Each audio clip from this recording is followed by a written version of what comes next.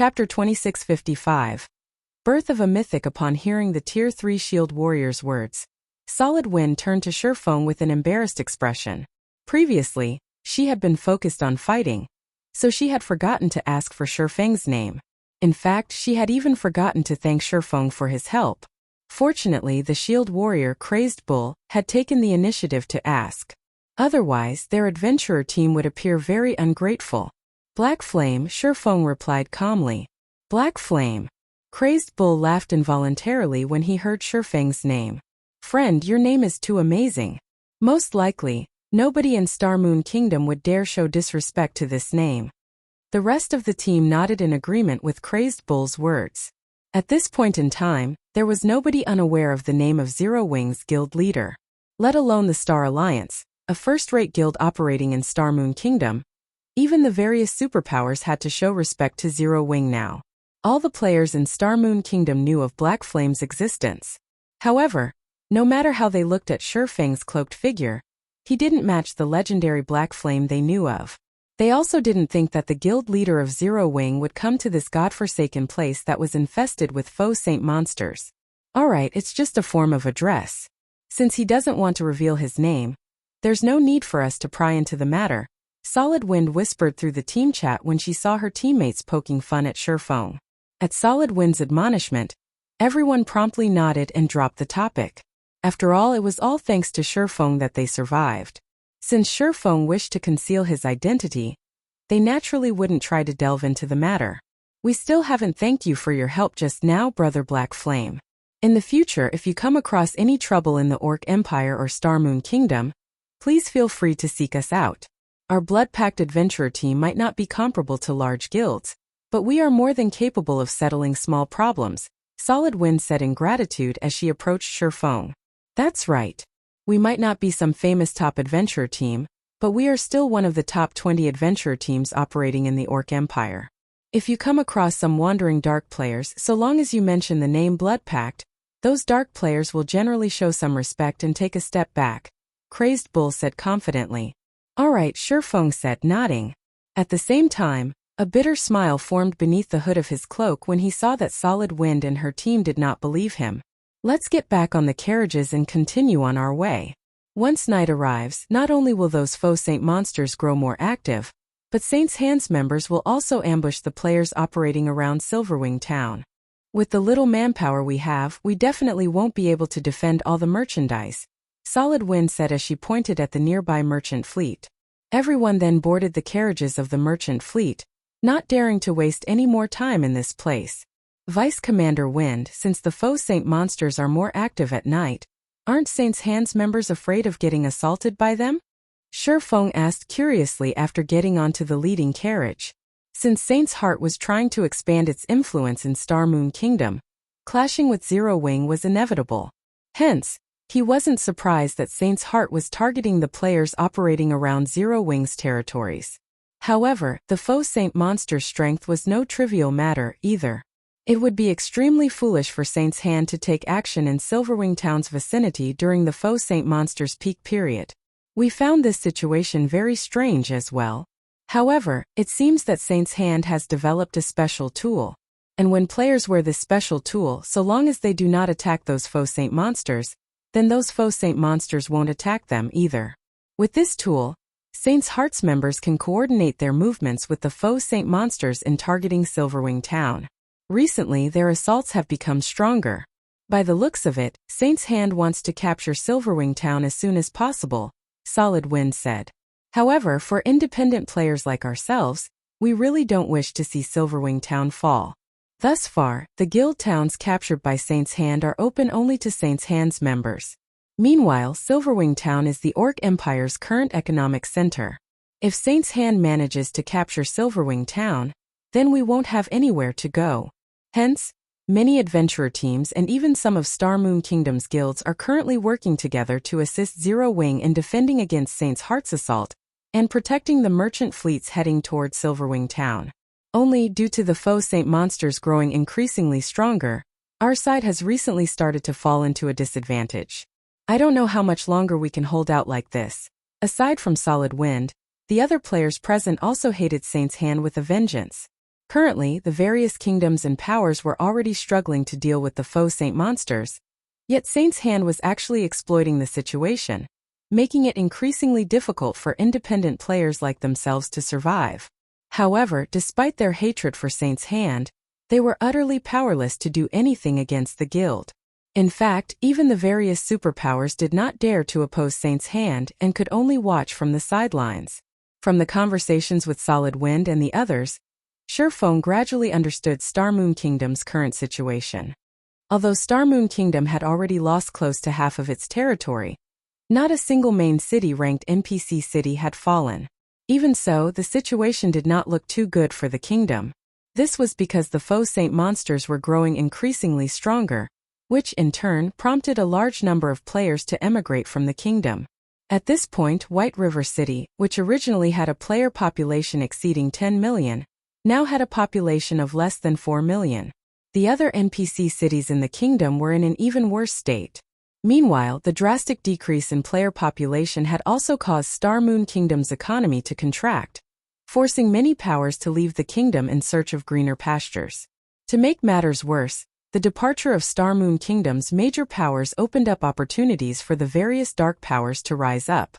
The kingdom's dark powers had already developed to a point where normal players might lose their lives as soon as they left the protection of an NPC town or city. Overall, the situation in Star Moon Kingdom could be summed up with a single word: chaos. Most importantly, with the Faux Saint monsters growing increasingly stronger, everyone could already foresee the day when Star Moon Kingdom's main city-ranked NPC cities fell. At that time, the entire kingdom would collapse, and only those that joined Saint's hand could avoid getting devoured by the Faux Saint monsters in the kingdom. As the merchant fleet continuously advanced, before anyone realized it, they had already arrived in a desert woodland close to Silverwing town. Currently, at least 20 merchant fleets could be seen advancing towards Silverwing town under the escort of players. From this, one could easily see how prosperous the current Silverwing town was. Moreover, aside from the escorting adventurer teams, there was also an army of 10,000 players, belonging to the various large guilds, patrolling the vicinity of Silverwing town. "We're finally safe." Solid Wind breathed out a sigh of relief when she saw this guild army. The sky was already darkening. The Faux Saint monsters they had to face at this time were no laughing matter, not to mention the threat of Saint's hand's experts. Their merchant fleet would definitely face annihilation if they came across an ambush. Today's patrol really is amazing. The Star Alliance's Vice Guild leader Purple Eye is actually leading it. With this, even if Saint's hand's members attack together with the Faux Saint monsters, we have nothing to fear, Crazed Bull said, his eyes glowing with excitement as he gazed at the beautiful, crimson-robed woman leading the patrol army. The other Blood Pact members nodded their heads in agreement with Crazed Bull when they saw Purple Eye. Nowadays, despite Star Moon Kingdom giving birth to plenty of new experts, those capable of making it to the God's Domain experts list still numbered very few. After all, players all over God's Domain were also continuously growing stronger. The difficulty of ranking within the God's Domain experts list was many times greater than before. Meanwhile, among Star Moon Kingdom's experts on the experts list, Purple Eye ranked within the top 300. According to rumors, she had obtained a powerful bloodline, and her combat power now rivaled that of monster-level experts. To top it all off, just recently, Purple Eye had even succeeded in fully unlocking her mana body. At this point, everyone in Star Moon Kingdom was already guessing that Purple Eye had already surpassed Zero Wing's Aqua Rose in terms of strength, and that she was catching up to Black Flame. With such an expert protecting them, how could they not feel assured? While Blood Pact's members were quietly discussing Purple Eye, a disturbance erupted in the distance. Shortly afterward, deafening roars came from the same direction. "Run! Run quickly! The Faux Saint monsters have come!" Upon hearing someone shout these words, everyone in the vicinity reflexively turned to look at the origin of the roars. What entered everyone's sight was a massive dust cloud rapidly approaching. Meanwhile, within the dust cloud, they could faintly make out the figures of 6-meter-tall Faux Saint monsters, easily numbering several thousand. "Everyone, quickly retreat to Silverwing town. Our patrol will hold the rear." Purple Eye shouted when she saw the army of Faux Saint monsters bearing down on them.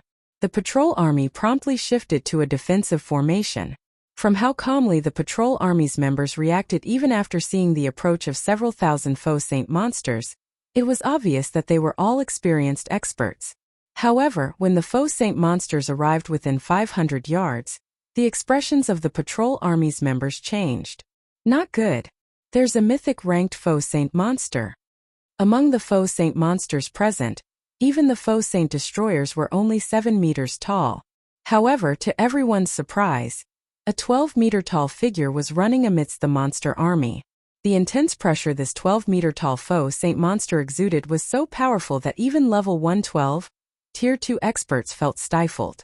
The Grand Lord-ranked Faux Saint destroyers were already incredibly difficult to deal with for Tier 3 experts. In fact, even peak experts had died when fighting against a Faux Saint destroyer. Nobody dared imagine how powerful a Faux Saint monster would become after reaching the mythic rank. Not to mention, aside from the mythic-ranked Faux Saint monster, the monster army also had several hundred Faux Saint destroyers and several thousand Faux Saint saboteurs. How is this possible? How can a mythic-ranked Faux Saint monster appear so quickly? Solid Wind was stunned when she saw the gigantic Faux Saint monster. We're doomed. We're really doomed this time. Crazed Bull similarly fell into despair at this situation. When facing an army of Grand Lord-ranked Faux Saint destroyers, players like themselves could still band together to fend off the monsters. However, now that mythic-ranked Faux Saint monsters had started appearing in the Faux Saint armies, it was only a matter of time before Silverwing town perished. After all, even now, nobody had managed to kill a Faux Saint destroyer. Needless to say, killing the mythic-ranked Faux Saint Devourer would be even more impossible. Moreover, these Faux Saint monsters would only grow increasingly stronger as time passed. Players like themselves were helpless to stop these monsters. Read latest chapters at Wuxia World. Before anyone could properly react to the appearance of a mythic-ranked Faux Saint monster, the Faux Saint army had already started clashing with the patrol army. Against a mythic-ranked Faux Saint Devourer, even the defense of Tier 3 MTs was no different from paper. Executing a horizontal swipe with its spear, the Faux Saint Devourer easily sent the Tier 3 MTs in its path flying, the MTs losing HP rapidly. Even when Purple Eye, a level 114 Tier 3 Elementalist, used a Tier 3 curse against the Faux Saint Destroyer, the mythic monster not only blocked the attack without any difficulty, but even managed to turn the force of the attack to its advantage, propelling itself toward Purple Eye at lightning speed. If not for her quick reaction, activating a life-saving skill in time, she would have been instantly killed. Brother Black Flame, let's hurry up and leave. The patrol army won't hold out for very long. Crazed Bull urged anxiously when he saw Sherfong jumping off the carriage. If even an expert of Purple Eye's caliber was at an absolute disadvantage, the Faux Saint army would eventually break through the patrol army's defensive line. Chapter 2656 Frightening Monster Silverwing Town, Blue Rose Bar. As one of the few advanced bars found in Silverwing Town, not only was the Blue Rose Bar a place where experts exchanged information, but it was also a sacred place for the various well-known adventurer teams to celebrate their harvests. Hence, the Blue Rose Bar was basically crowded with players every day. At this moment, however, only a dozen or so people occupied the bar's third floor. Of the people there, even the lowest leveled was level 114 with the highest at level 115. These players also boasted excellent equipment, the weakest piece of equipment being level 110 Dark Gold rank.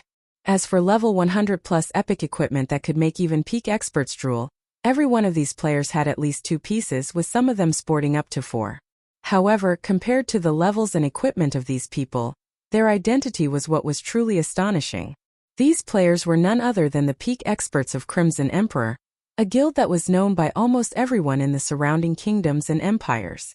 Meanwhile, seated at the head of this group was Illusory Words, one of Crimson Emperor's vice guild leaders.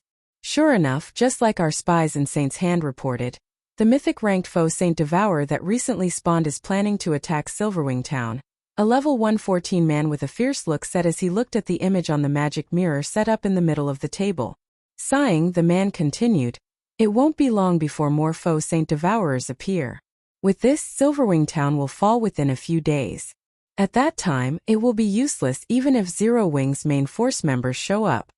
Upon hearing the fierce man's words, the other Crimson Emperor members fell silent. The Grand Lord-ranked Faux Saint Destroyers were already plenty strong. Now, even a Mythic-ranked Faux Saint Devourer had appeared. The strength and combat standards the Faux Saint Devourer had displayed thus far were enough to give even peak experts like themselves goosebumps. Most likely, even if their group here worked together to attack it, they would all still die. Meanwhile, once the numbers of these Faux Saint Devourers grew to around 20 or 30, they might be capable of destroying even guild cities. What is the guild leader's response to this matter? Illusory Words asked the fierce man. When she saw the Faux Saint Devourer's unstoppable rampage through the magic mirror, she could not help frowning either. The guild leader has ordered a complete withdrawal. He says that there's no need for us to accompany Zero Wing in its fight to the death against these Faux Saint monsters, the fierce man replied. A complete withdrawal? Illusory Words was a little surprised by the answer she received. Previously, their guild leader had personally dispatched Crimson Emperor's experts to help defend Silverwing Town. This indicated that he strongly supported Crimson Emperor's partnership with Zero Wing. Now, however, before Crimson Emperor's experts had even started fighting, he was actually ordering a retreat. Illusory Words found this situation unbelievable. That's right, a complete withdrawal. The current God's domain is no longer the same as before. We have a ton of matters to deal with just in the Dark Knight Empire alone. This is especially true now that Starlink's development is accelerating. At this point, Starlink already has designs on a few of our guild towns. Moreover, the situation here is obviously hopeless, so it is naturally much better if we post our available combat power to defensible locations. Unyielding Soul should be doing likewise, the fierce man explained. Do we have any new information on Zero Wing's guild leader and main force? Illusory Words asked. There's still nothing even now. I heard that Zero Wing's upper echelons have tried contacting Black Flame and the others, but their virtual gaming cabins remain under lockdown. If they sever the power to the gaming cabins, there's a very high chance that Black Flame and the others will enter a deep coma. Hence, all they can do is wait, the fierce man said, shaking his head. However, with the present situation, there's no chance of Zero Wing making a comeback.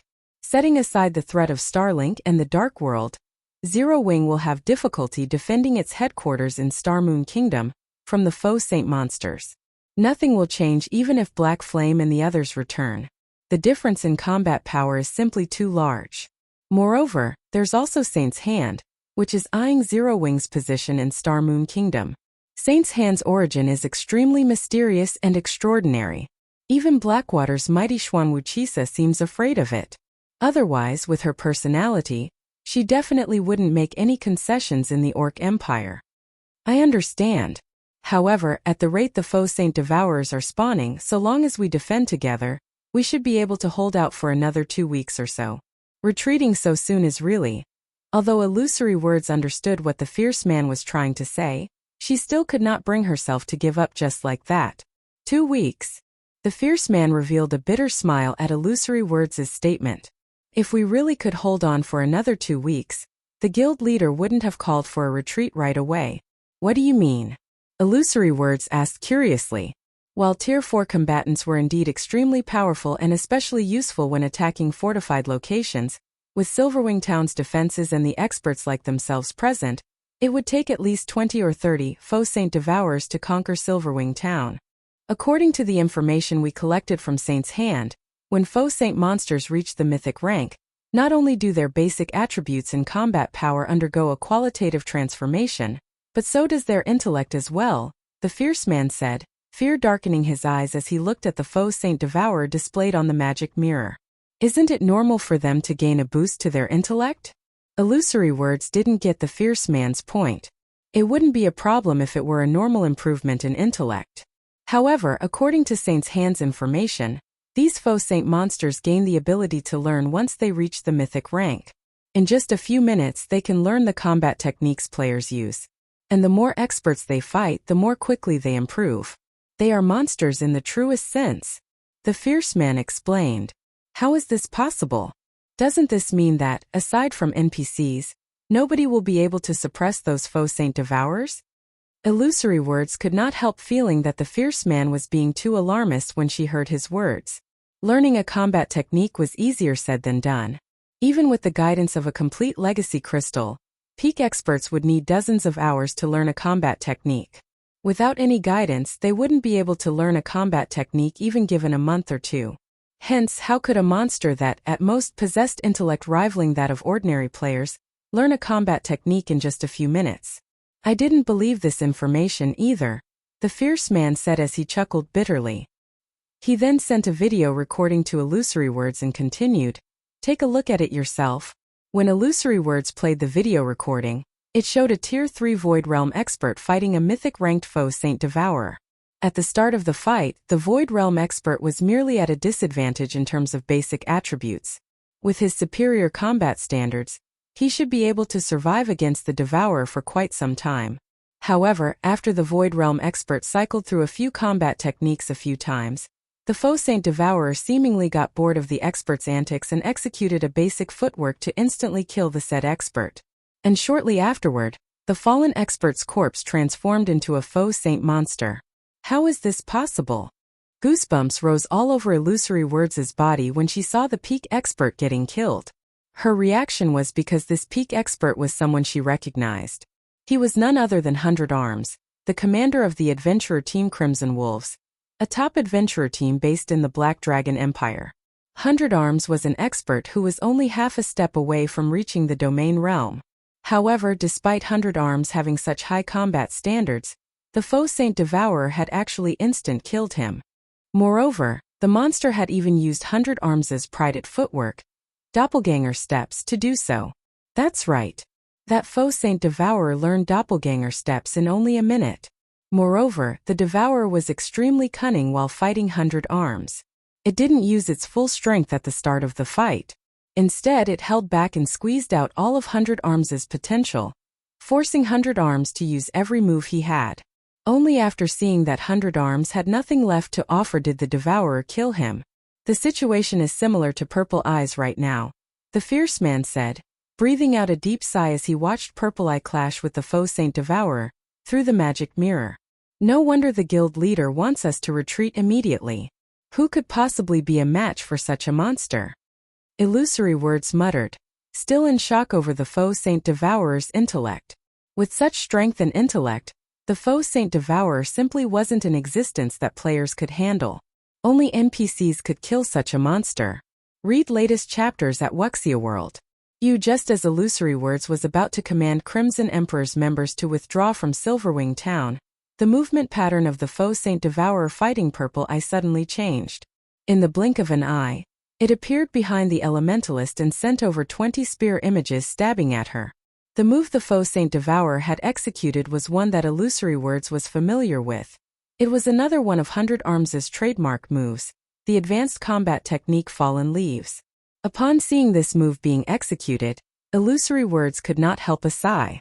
When 100 Arms executed this move, even Domain Realm experts couldn't stop it completely. Now that the Faux Saint Devourer had perfectly replicated the move, needless to say, a Flowing Water Realm expert like Purple Eye stood no chance against it. However, just as Illusory Words was about to turn her gaze away from the magic mirror, a flash appeared in the mirror. In the next moment, a pitch-black wall appeared between Purple Eye and the 20-plus spear images, the spear images vanishing without a trace when they came into contact with the pitch-black wall. Chapter 2657. Clashing with the Faux Saint Devourer, it got blocked? How is that possible? That's an advanced combat technique used by a mythic monster. Crimson Emperor's members seated in the Blue Rose Bar's third floor rubbed their eyes in shock when they saw the pitch-black wall displayed on the magic mirror. For a moment they all thought they were hallucinating.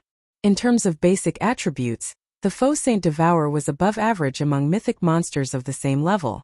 Combined with 100 Arms' Fallen Leaves technique, the power of the Devourer's attack should be capable of sending even mythic monsters flying. Nevertheless, against the pitch-black wall that suddenly appeared, the attack was nothing. The players standing on the battlefield were similarly stunned by this scene. What's going on? Is that pitch-black wall some kind of defensive spell? Isn't it a little too amazing?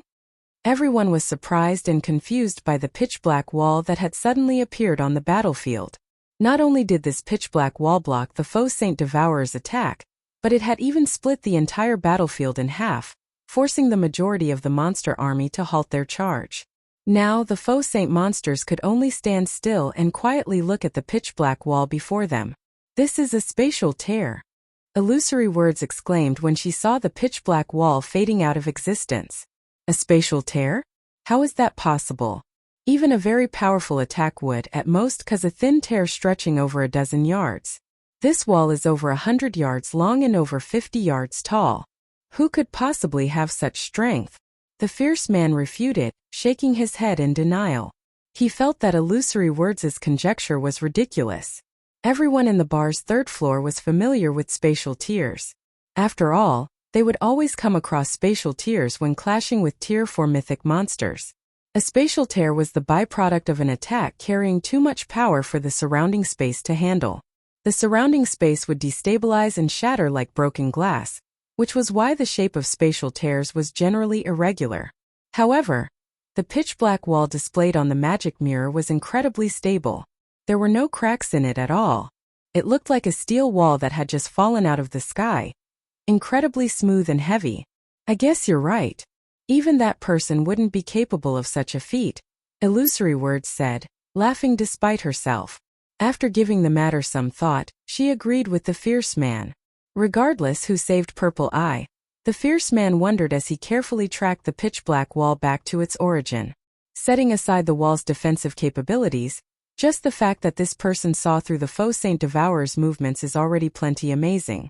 I doubt there are more than a handful of people in the entire Silverwing town who would be a match for this person. Did an old monster belonging to one of Zero Wing's partners take action? The fierce man's gaze landed on a cloaked man wielding a pitch-black longsword, the origin of the remarkable wall. Although he couldn't see any information about this cloaked man, his gut told him that this cloaked man possessed astonishing strength, definitely at the domain realm. Before the pitch-black wall disappeared completely, the cloaked man vanished from his original location and arrived before the Faux Saint Devourer. He then stopped another spear attack from the Devourer, allowing Purple Eye to put some distance between herself and the mythic monster. Crap! Who is that guy? He actually managed to block that Faux Saint Devourer's attack. Crazed Bull exclaimed, his eyes nearly falling out of their sockets when he saw Sherfong successfully rescuing Purple Eye. At this moment, aside from Crazed Bull, even Solid Wind could not help goggling in shock, her mind freezing in disbelief. Previously, she already found Sherfang's ability to pin down 2 Faux Saint Destroyers all by himself astounding. Now, the man had even single-handedly pinned down the mythic-ranked Faux Saint Devourer, which even an expert of Purple Eye's caliber was no match for. Amazing! He's actually keeping up with that Devourer's speed. With this, he should have no problems handling the Devourer, Illusory Words said, her eyes glowing with excitement when she saw the cloaked man deflecting every one of the Faux Saint Devourer's attacks. If Silverwing Town has his protection, we should be able to sustain the town for some time and foil Saint's Hand's plan to solicit help from the neighboring kingdom's powers. That way, Saint's Hand's development speed will slow down, and Zero Wing will have some breathing room. If Zero Wing can continue holding out in Star Moon Kingdom, we'll have an easier time resisting Starlink in the Dark Knight Empire as well. This will only delay the inevitable. That Faux Saint Devourer will grow stronger as more time passes. Its growth speed is also no laughing matter. Not to mention, Saint's Hand has already informed the various superpowers that anyone that helps Zero Wing will become Saint's Hand's enemy, the fierce man said, shaking his head. Saint's Hand has done considerable research into the Faux Saint monsters. In the future, we'll definitely need Saint's Hand's help to deal with the threat of the Faux Saint monsters. This is also why the guild leader is having us withdraw completely. The appearance of that mysterious expert won't change anything. In fact, Saint's Hand will probably locate the power behind that mysterious expert and give that power a warning. Aside from Crimson Emperor's members, the members of various superpowers hidden in Silverwing Town also viewed this situation indifferently. Zero Wing sure is lucky. It actually managed to get the help of an old monster. I bet that old monster has yet to receive the news. Otherwise, why would he move to help Zero Wing? Although they did not know which superpower's old monster was helping Zero Wing right now, they knew that this would be the only time this old monster would do so. Afterward, Saint's Hand would definitely warn the superpower backing this old monster. Once that happened, said superpower would most likely stop assisting Zero Wing in defending the town against the Faux Saint monsters. Not only was the current era of God's domain filled with turmoil, but it was also the era of the Faux Saint monsters. Faux Saint monsters were a huge headache, even for super guilds. Moreover, stopping the spread of these Faux Saint monsters was also impossible. In the future, any guild that wished to develop safely in God's domain, be it a small guild or a super guild, would have to partner or trade with Saint's Hand. After all, up to now, no other power had managed to develop a tool that could prevent the Faux Saint monsters from attacking players. In fact, Saint's Hand even had the means to prevent the Faux Saint monsters from attacking an entire area. Now that Saint's Hand was determined to destroy Zero Wing, even the Secret Pavilion would be able to stop it, just like how the Secret Pavilion had failed to stop Saint's Hand from capturing one of the Star Alliance's guild cities. Meanwhile, as time passed, due to reinforcements continuously pouring out of Silverwing town, the patrol army eventually gained the upper hand over the Faux Saint army. In fact, over 1,000 Faux Saint saboteurs had fallen in battle already, which made the Faux Saint Devourer anxious. In the next moment, the Faux Saint Devourer let loose a deafening roar that echoed throughout the battlefield. Immediately afterward, the Faux Saint army scattered and fled. As for the Faux Saint Devourer itself, it too turned around and ran off. Read latest chapters at Wuxia World. Sure enough, it is going to escape. Silverwing Town might have survived this time, but let's see how it's going to stop the next attack. The superpowers hidden within Silverwing Town were not at all surprised when they saw the Faux Saint army retreating. After all, with the Faux Saint Devourer thoroughly suppressed, it was only a matter of time before the Faux Saint army suffered annihilation. However, what made the Faux Saint monsters truly formidable was their ability to grow stronger with each battle they experienced. Even though Silverwing Town had successfully fended off today's attack, it wouldn't necessarily be able to repeat the feat escape.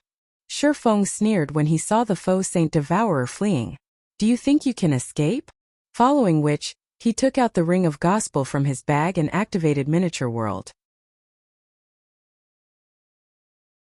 Chapter 2658 Power of Tier 4 Concentration. When Feng activated Miniature World, the sky above the desert woodland darkened as if night had fallen.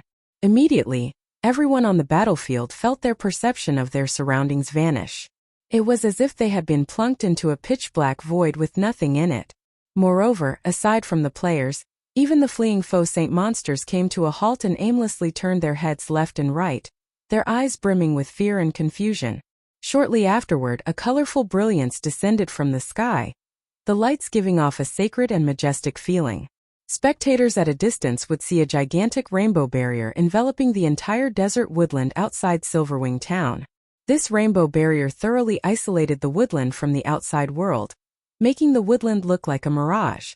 Meanwhile, beneath this colorful brilliance, the Faux Saint monsters started wailing in agony, one after another, their screams echoing throughout the woodland. At the same time, the intense aura they radiated waned rapidly, and even their basic attributes and reaction speed weakened to an unbelievable degree. It was as if these Faux Saint monsters that everyone originally feared had become common monsters. Seeing this scene, everyone on the battlefield was stunned. Isn't this a little too strong? He actually debuffed several thousand Faux Saint monsters to such an extent in an instant. Who is this guy? The various adventurer teams escorting merchant fleets, and the patrol army fending off the Faux Saint monsters stared at Feng in astonishment. They had seen many instances of magic arrays suppressing monsters before, but this was the first time they had seen a magic array produce such a huge commotion and effect. Any random Faux Saint saboteur was more than enough to give Tier 3 experts a headache, what more the Faux Saint destroyers. Now, however, several hundred Faux Saint destroyers had been suppressed until they were just slightly stronger than ordinary Great Lords. Even ordinary Tier 3 experts could handle these Grand Lords. As for the almighty Faux Saint Devourer, it was no different from an ordinary mythic monster. In its present state, even Tier 3 peak experts could resist it for a certain period. Master magic arrays were unlikely to be able to produce such results. Moreover, the magic array Feng used spanned the entire desert woodland. At this moment, Feng himself was very surprised by the effects of Miniature World. He never thought that, after his concentration had reached the Tier 4 standard, Aside from being able to exhibit the power of an advanced combat technique with his every movement, his control over magic arrays would also improve to such a frightening degree. Currently, Miniature World's suppression effects could rival those of advanced master magic arrays. Despite his surprise, Faux did not pause. After activating Miniature World, he promptly charged at the Faux Saint Devourer. Under the suppression of Miniature World, the Faux Saint Devourer's speed had decreased considerably. In just 2 seconds, Faux intercepted the mythic monster and sent the abyssal blade cutting at it. Immediately, a crescent arc appeared and cut through the Faux Saint Devourer's shoulder. Failing to react to the attack in time, the Devourer got sent flying and crashed into a large tree several yards away, a damage exceeding -600,000 appearing above its head. The disparity in combat power was clear for all to see. What is that magic array? The Faux Saint Devourer actually doesn't even have the strength to fight back? The various superpowers spectating the fight from Silverwing Town gaped in shock when they saw the Faux Saint Devourer at a complete disadvantage. In fact, the Devourer's reaction speed couldn't even keep up with the swordsman's movements. Although they could tell through their magic mirrors that the Faux Saint Devourer's basic attributes had decreased by a significant margin, the Devourer should be at the standard of ordinary mythic monsters. Given its knowledge of combat techniques, its overall combat power should still be on par with that of domain realm experts. After all, the basic attributes of a Tier 4 monster was no trivial matter. However, let alone putting up a fight, the Faux Saint Devourer couldn't even defend itself against Faux's attacks, its HP continuously decreasing. It simply couldn't keep up with Faux's movements. After seeing this, everyone could already imagine what outcome awaited the Faux Saint Devourer. Death.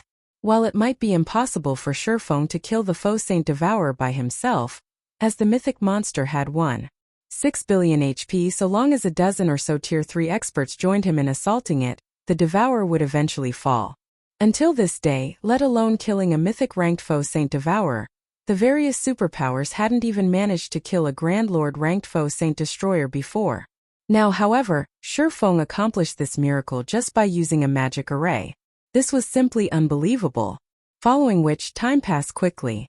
Less than 10 minutes after Faux activated Miniature World, all the Faux Saint saboteurs on the battlefield had already fallen to the patrol army, while the Faux Saint Destroyer's HPs were down by half. As for the Faux Saint Devourer with Faux, Purple Eye, and several dozen other Tier 3 experts attacking it, its HP had fallen below the 70% threshold already. The players present could not help growing excited at this scene. This was especially true for the members of the various adventurer teams. After all, the Faux Saint monster's undefeated streak had finally ended. Previously, the various powers and players had been afraid of the Faux Saint monsters because the Grand Lord-ranked Faux Saint Destroyers were basically impossible to kill, not to mention the Mythic-ranked Faux Saint Devourer. However, now that killing these Grand Lord and Mythic-ranked Faux Saint monsters was no longer a problem, not only was there hope of Star Moon Kingdom's survival, but reclaiming some of the kingdom's lost land might even be possible.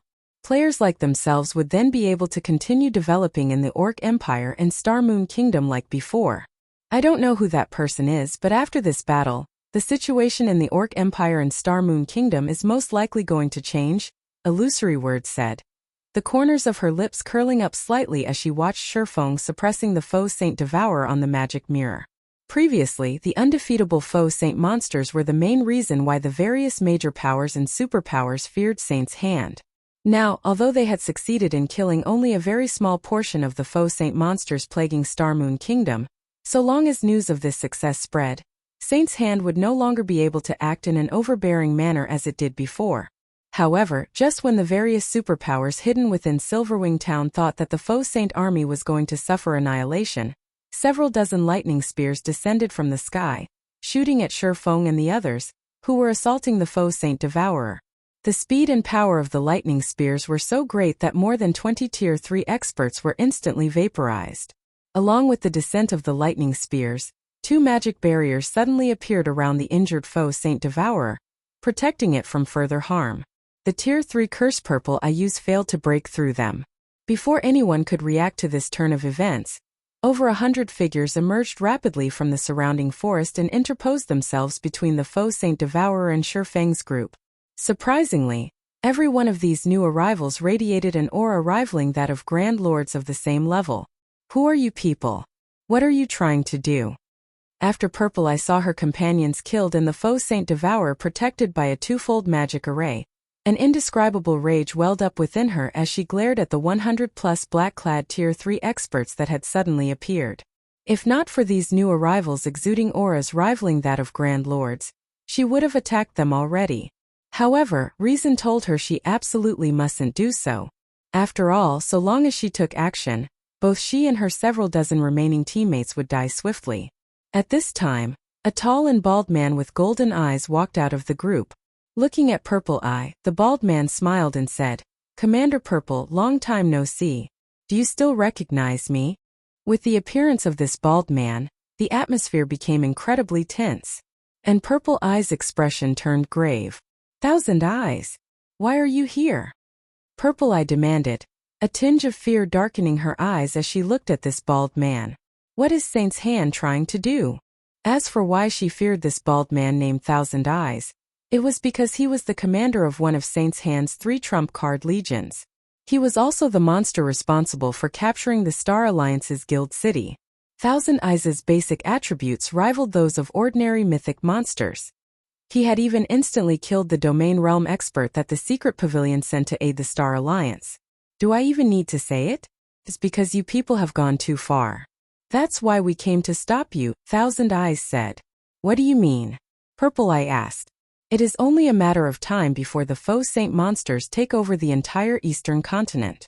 After all, they are constantly growing stronger, and there is nothing players like ourselves can do to stop them. Our only option is to coexist with them, yet you are actually planning to kill the newly emerged Faux Saint Devourer, which is like a king to the Faux Saint monsters. If you kill the Devourer, you will only enrage those Faux Saint monsters even more. These monsters might even become more active during the day, Thousand Eyes said. Hence, we came to stop you from doing something stupid and aggravating the current situation. Thousand Eyes' words gave many of the adventurer team members present pause. Read latest chapters at Wuxia World. The several thousand Faux Saint monsters here were merely a small portion of the countless Faux Saint monsters within Star Moon Kingdom. Moreover, just like Thousand Eyes had said, these Faux Saint monsters were incredibly vengeful. So long as a player killed one of these Faux Saint monsters, even more Faux Saint monsters would hunt down the said player. Even if the said player managed to fend off a few attacks, the Faux Saint monsters would simply continue attacking more frequently, and in greater numbers. They would not stop until they exacted their vengeance. If they really killed the Faux Saint Devourer, which was akin to a king among Faux Saint monsters, nobody could tell what the other Faux Saint monsters would do. It was entirely possible for them to grow even more violent and for their daytime activity to escalate. In fact, previously, the Faux Saint monsters had not been particularly active during the day. However, as the number of Faux Saint saboteurs that players killed increased, the Faux Saint monsters had indeed become more active during the day. They had also grown stronger much more quickly. In this situation, Purple Eye was at a loss as to what to do. As Purple Eye and the others were wondering what to do, a crisp and calm voice suddenly entered everyone's ears. What if I want to kill it no matter what? Chapter 2659 Black Flame? When everyone heard this calm voice, they looked at its origin reflexively. Meanwhile, the person who said these words was none other than the cloaked man who had suppressed the Faux Saint Devourer and single-handedly turned the tides of this battle. Is he really opposing Saint's Hand? The various Superpowers members spectating from Silverwing Town were surprised by this development. They never thought that the swordsman would actually dare provoke Saint's Hearts members. Moreover, he had even spoken those provocative words to Thousand Eyes, the commander of one of Saint Hand's 3 trump card legions. The swordsman was simply too bold. At this moment, even Illusory Words and the other Crimson Emperor members seated inside the Blue Rose Bar were astonished by this situation. Although Saint's Hearts members numbered only a little over 100, which was nothing compared to Silverwing Town's patrol army, these Saint's Heart members all possessed extraordinary strength. In fact, Thousand Eyes had relied on these 100-plus players to attack and capture the Star Alliance's heavily defended guild residence. They had even killed more than 600 of the Secret Pavilion's Tier 3 experts that were dispatched to help the Star Alliance. At Silverwing Town, one could say that, Unless Zero Wing's main force members took action, nobody could stop Thousand Eyes' group. But why does this scene feel familiar? When Illusory Word saw the standoff on the magic mirror, she had a sense of déjà vu. At the desert woodland, Purple Eye could not help growing somewhat anxious when she saw Sherfeng challenging Thousand Eyes. Others might not know how powerful Thousand Eyes and his team were, but she did. After all, she had witnessed him in action before. It might be fine if they were within 300 or 400 yards of Silverwing Town, since Silverwing Town's Tier 4 personal guard could take action at that range. As strong as they were, even Thousand Eyes and his team would not dare mess around with a Tier 4 NPC. However, not only were they quite some distance from Silverwing Town, but the majority of the patrol army were currently scattered all over the battlefield. With only a little more than 30 Tier 3 experts on Purple Eye's side, even if Sherfeng's combat power could suppress the Faux Devourer, her people still wouldn't be a match for Thousand Eyes' team. The members of Thousand Eyes' team simply couldn't be considered human. They were more like a group of humanoid beasts. Otherwise, they wouldn't have dared attack the Star Alliance's guild residence, which had been guarded by several hundred Tier 3 personal guards and over 10,000 experts, with just 100+ players. Their inhuman strength was also the reason why Thousand Eyes and his team dared take action so close to Silverwing Town. As Purple Eye was growing nervous over this matter, Thousand Eyes turned to Sherfeng. I don't know who you are, but I advise you not to look for trouble. Your strength and abilities are indeed amazing. I'm sure many superpowers will fear you. However, all of those things are nothing to Saint's Hand, Thousand Eyes said coldly. Since you wish to destroy the current balance of God's domain, I'll teach you a small portion of the consequences of doing so. As soon as Thousand Eyes finished speaking, 5 figures appeared from behind him, simultaneously activating a Tier 3 combination skill, Purgatory Storm.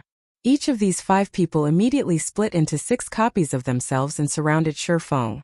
The 30 doppelgangers then launched a synchronized strike at Sherfeng, every one of their attacks carrying power at the Tier 4 standard. With 30 attacks coming from all directions, let alone dodging, Sherfeng wouldn't even be able to defend himself completely. This scene surprised the various superpower spectating experts.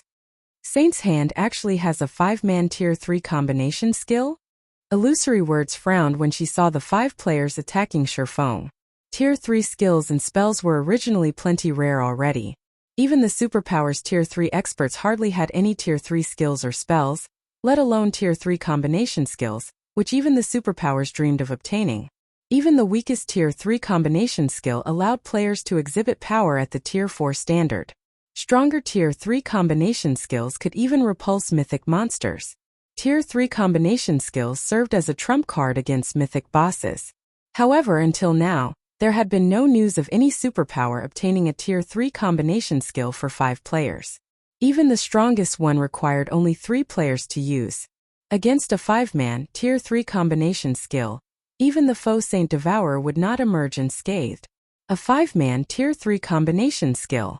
Sure enough, Saint's Hand's foundations truly are extraordinary. That guy must be stupefied right about now. When the various superpower spectating members saw Sherfeng surrounded, some of them laughed in ridicule while some sighed in disappointment.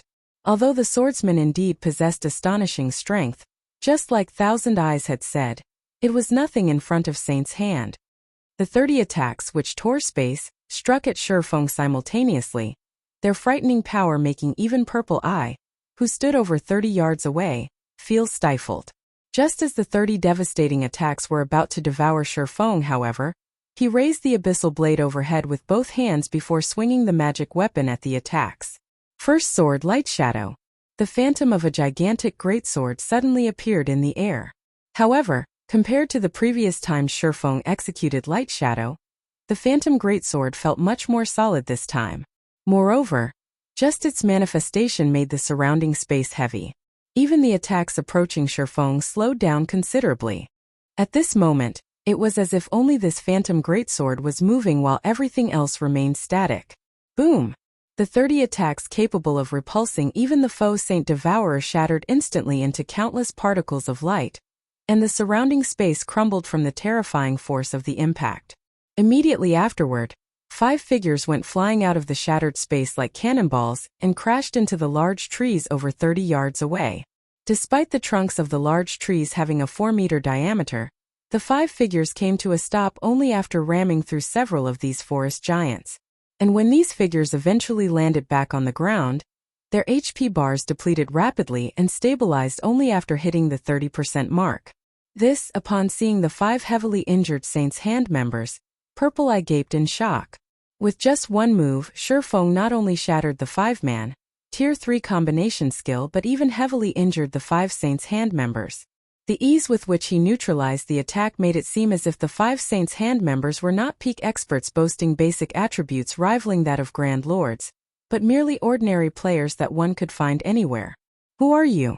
When Thousand Eyes saw that Faux had survived the clash unscathed, the confidence in his eyes disappeared, replaced by surprise and confusion. Read latest chapters at Wuxia World. Thousand Eyes knew full well how powerful the Purgatory Storm his 5 subordinates executed was. This combination skill could block even the attack of a superior Mythic. Now, however, Faux had actually shattered the combination skill and heavily injured his 5 subordinates with just one move. This was simply inconceivable. At this moment, let alone Thousand Eyes. Everyone else watching the fight wanted to know Faux's identity. Who am I?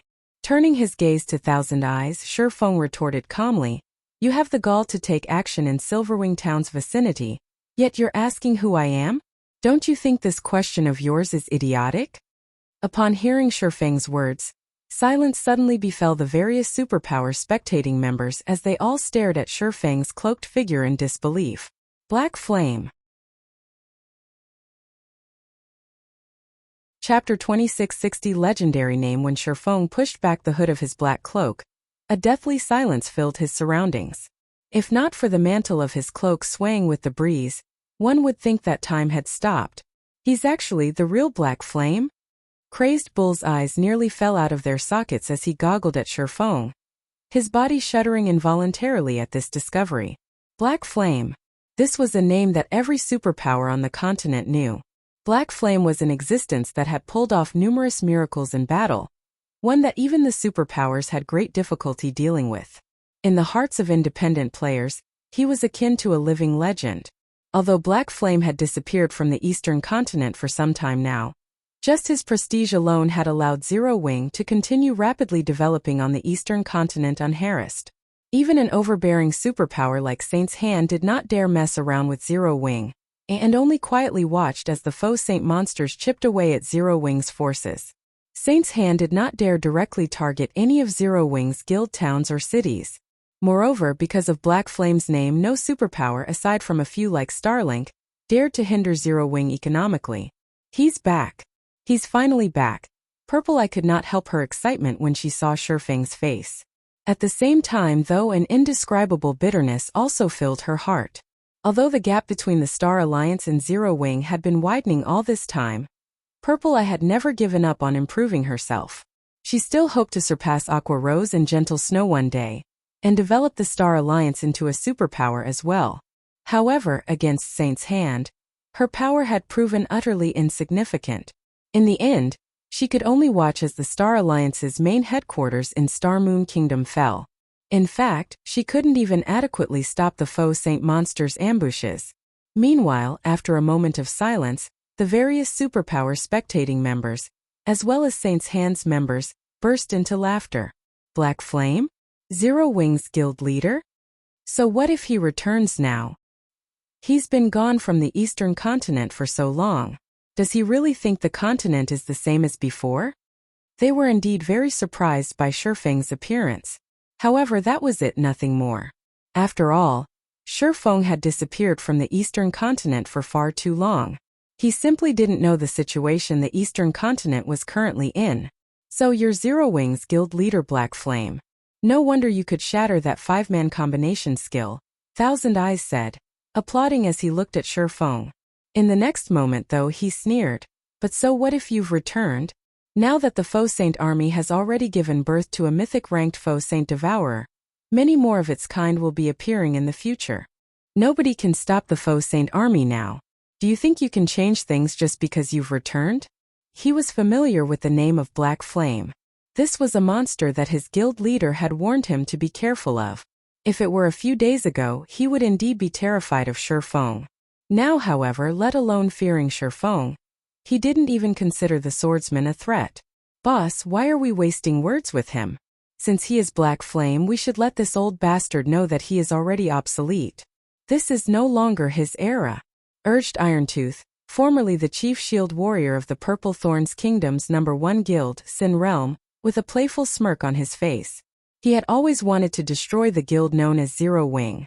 Unfortunately, back then, Sin Realm was no match for Zero Wing at all. Now that he had joined Saint's Hand, however, he understood that Zero Wing wasn't a threat at all. Instead, it was merely a small stepping stone towards Saint's Hand's domination of the entire eastern continent. I guess you're right. Thousand Eyes nodded in response to Irontooth's words. He then looked at Faux and said calmly, since you are Zero Wing's guild leader, then I'll make an exception today and show you Saint's Hand's true power. After saying so, Thousand Eyes glanced at Irontooth, who stood beside him. At this hint, Irontooth excitedly approached the Faux Saint Devourer, which was behind a twofold magic array. What is he trying to do? The excited look on Irontooth's face gave Purple Eye an inkling that something was amiss. It's nothing much. He's just going to show you people what the power of the new era is like, Thousand Eyes said, a smirk appearing on his face as he looked at Purple Eye. As Thousand Eyes said that, Irontooth took out a silvery white crystal from his bag and started chanting an incantation. Suddenly, the Faux Saint Devourer let loose a roar before its body burst into countless particles of silvery white light. These particles then merged with Irontooth's body. In the next moment, Irontooth transformed into a 6-meter-tall giant clad in silver armor. The aura he radiated much stronger than even that of the Faux Saint Devourer. How is this possible? Everyone present was stunned by this scene. They never imagined that players could obtain the strength of Faux Saint monsters. Moreover, it was obvious from the eyes of the armored giant that it was Irontooth. Only, Irontooth was currently much stronger than even the Faux Saint Devourer. Previously, although the Faux Saint Devourer possessed an incredible learning ability, its combat standard wasn't very high. It wasn't capable of exhibiting its full strength.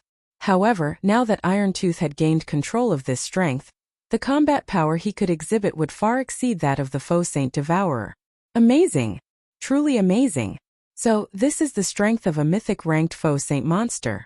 Irontooth was ecstatic when he sensed the power he currently wielded. At this moment, the other Saint's Hand members present could not help envying Irontooth.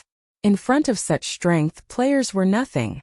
If they could have such strength as well, they could single-handedly annihilate an entire army of players.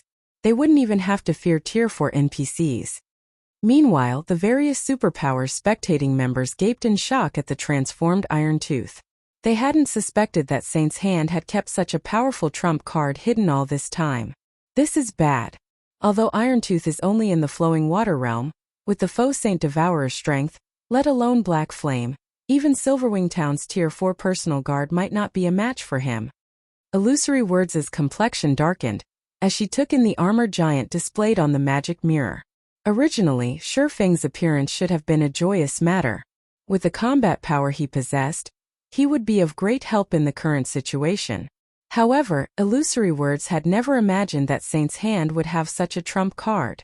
The strength Irontooth now wielded simply wasn't something current players could hope to go up against. And if Faux got killed at this point, his death would deal an unprecedented blow to both Zero Wing and Star Moon Kingdom. Meanwhile, after Irontooth experienced his newfound strength for a short moment, he turned around and stepped forward, instantly appearing before Faux. He was so fast that even Purple Eye failed to react to his movements in time. Black Flame, weren't you very powerful? Weren't you Star Moon Kingdom's legendary figure? Weren't you thinking of stopping Saint's Hand? I wonder how you feel about the situation now. Irontooth jeered as he looked down at Faux. Upon seeing Irontooth suddenly appear before Faux, the expressions of the patrol army's members turned indescribably grim. Even Purple Eye could not help panicking. Irontooth was simply too fast. By the time she sensed Irontooth moving, the latter had already appeared before Faux. She simply did not dare imagine what would happen when Irontooth actually took action. Read latest chapters at Wuxia World. However, despite Irontooth appearing before him without any warning, Feng's expression remained ineffably calm. "This move of yours is indeed amazing," Feng said as he shot a glance at Thousand Eyes. "However, do you think you're the only ones that can transform into a monster?" "What do you mean?" Thousand Eyes had a vague feeling that something was wrong when he saw how calm Feng was. However, before Thousand Eyes could say anything more, Feng unsheathed the abyssal blade and chanted an incantation. Black Dragon's Soul. Chapter 2661. Upgraded Black Dragon, amazing. So this is Saint's Hand's true foundation? Even after reaching this point, Black Flame still dares to fight. He sure is courageous. It's a pity that the current god's domain is no longer how it was before. Otherwise, with his combat power, it might really be possible to turn things around. How foolish. Is he just being stubborn, or does he really think things are still the same? When the various Superpowers members saw Feng unsheath the abyssal blade, their reactions varied from laughing in ridicule, sighing in disappointment, and lamenting. The strength Feng had previously displayed in battle was indeed incredible. It wouldn't be an exaggeration at all to call him a monster. Unfortunately, before a true monster, Feng's strength amounted to nothing. He could only buy time at best. Had he withdrawn when he had the chance instead of provoking Thousand Eyes' group, he wouldn't have fallen into such a predicament. As the various Superpowers members were conversing, the abyssal blade in Feng's hand suddenly transformed into a cloud of dark fog that enveloped him completely, then expanded rapidly. When the cloud of fog had grown to a 60-yard radius, a dragon's roar echoed throughout the battlefield, making everyone's soul shudder. Before anyone could react to this roar, a gigantic, pitch-black claw emerged from the fog and landed right beside Iron Tooth. The ground under the claw sank as if it was water. In addition, web-like cracks appeared in the space around the claw, the phenomenon making it seem as if the surrounding space could shatter at any time, unable to withstand the power the claw carried. Shortly after the gigantic claw appeared, another dragon's roar dispersed the black fog. When the fog cleared, the figure of a 40-meter-tall black dragon came into view. Despite the black dragon just standing there quietly, everyone felt an indescribable sense of awe and fear welling up within them as they stared at the black dragon. A dragon? What's going on? Everyone was dumbfounded when they saw the black dragon. Dragons were creatures that all players in God's domain knew about, because the existence of dragons was synonymous with destruction in God's domain. One could easily find information depicting dragons destroying kingdoms and empires overnight in any of God's domain's libraries. Now that a real dragon appeared before them, everyone was naturally astonished. When Thousand Eyes and the other Saint's Hand members saw the black dragon, their complexions paled drastically. Although they didn't know whether the black dragon before them was real or not, the pressure coming from it was no laughing matter. The black dragon's life rating was undoubtedly leaps and bounds above theirs. Archaic species? Ferocious beasts? Compared to this black dragon, the life ratings of those creatures were insignificant. You asked me how I felt before, right? How do you feel about the situation now? Feng asked calmly as he gazed down at the dumbfounded Iron Tooth standing beside his claw. After his concentration reached the Tier 4 standard, not only did he gain better control over his skills and spells, but his Dragon Phantom was also more realistic than before. Now, the life rating of the Phantom he transformed into much more closely matched that of the real Black Dragon King. At this point, despite being a Tier 3 Black Dragon King, his basic attributes nearly rivaled those of mythic-ranked archaic species of the same level. At Feng's words, Iron Tooth's expression turned indescribably grim. An unprecedented fear flooded his heart. How is this possible? Didn't they say that his dragon transformation should push him only to the standard of ordinary mythic monsters? How is he so strong? Iron Tooth was confounded by the gigantic creature before him. Saint's Hand had long since heard about Feng's ability to transform into a dragon. However, whether it was in terms of size, basic attributes, or life rating, the dragon that Feng had just transformed into was on a completely different level from what was stated in Saint's Hand's intelligence report. At this moment, let alone Iron Tooth and the other Saint's Hand members, even Illusory Words was stunned by this situation. Crimson Emperor had collected a lot of information on the fight between Zero Wing and Demon City. Naturally, that information included Feng's Black Dragon form. However, compared to the black dragon that had attacked Demon City, the black dragon that now stood on the battlefield was like a completely different creature. Even though she was only looking at the black dragon through the magic mirror, she could still feel the aura of death and destruction it exuded. Moreover, she could also faintly sense that the space of the entire battlefield gravitated toward the black dragon. She simply couldn't believe that the black dragon was only a tier 3 dragon. While everyone was in shock over the black dragon's aura and life rating, the black dragon suddenly raised a claw. Pung! Immediately afterward, the place where Irontooth stood and the space around it transformed into a pitch-black void. The dozen or so Saint's Hand members who had been standing in this space were nowhere in sight. As for Irontooth, his 6-meter-tall figure currently lay inside a newly formed crater over 30 yards from his previous position. Cracks were also spreading across the silver armor protecting Irontooth's 2 arms, and his HP had decreased by more than 2 million. Silence. At this moment it was as if time had stopped. What just happened? The fierce man from Crimson Emperor muttered slack-jawed. As a domain realm expert with basic attributes and a physique rivaling those of Grand Lords of the same level, almost nothing in God's domain could escape his sight. However, he actually hadn't seen what had happened just now. Aside from a momentary black flash in the magic mirror's display and a loud boom, his senses had failed to pick up any other information. So this is his true strength? Purple Eye, who stood a short distance away from Faux, was filled with an indescribable sense of shock when she saw the black void that had appeared near her.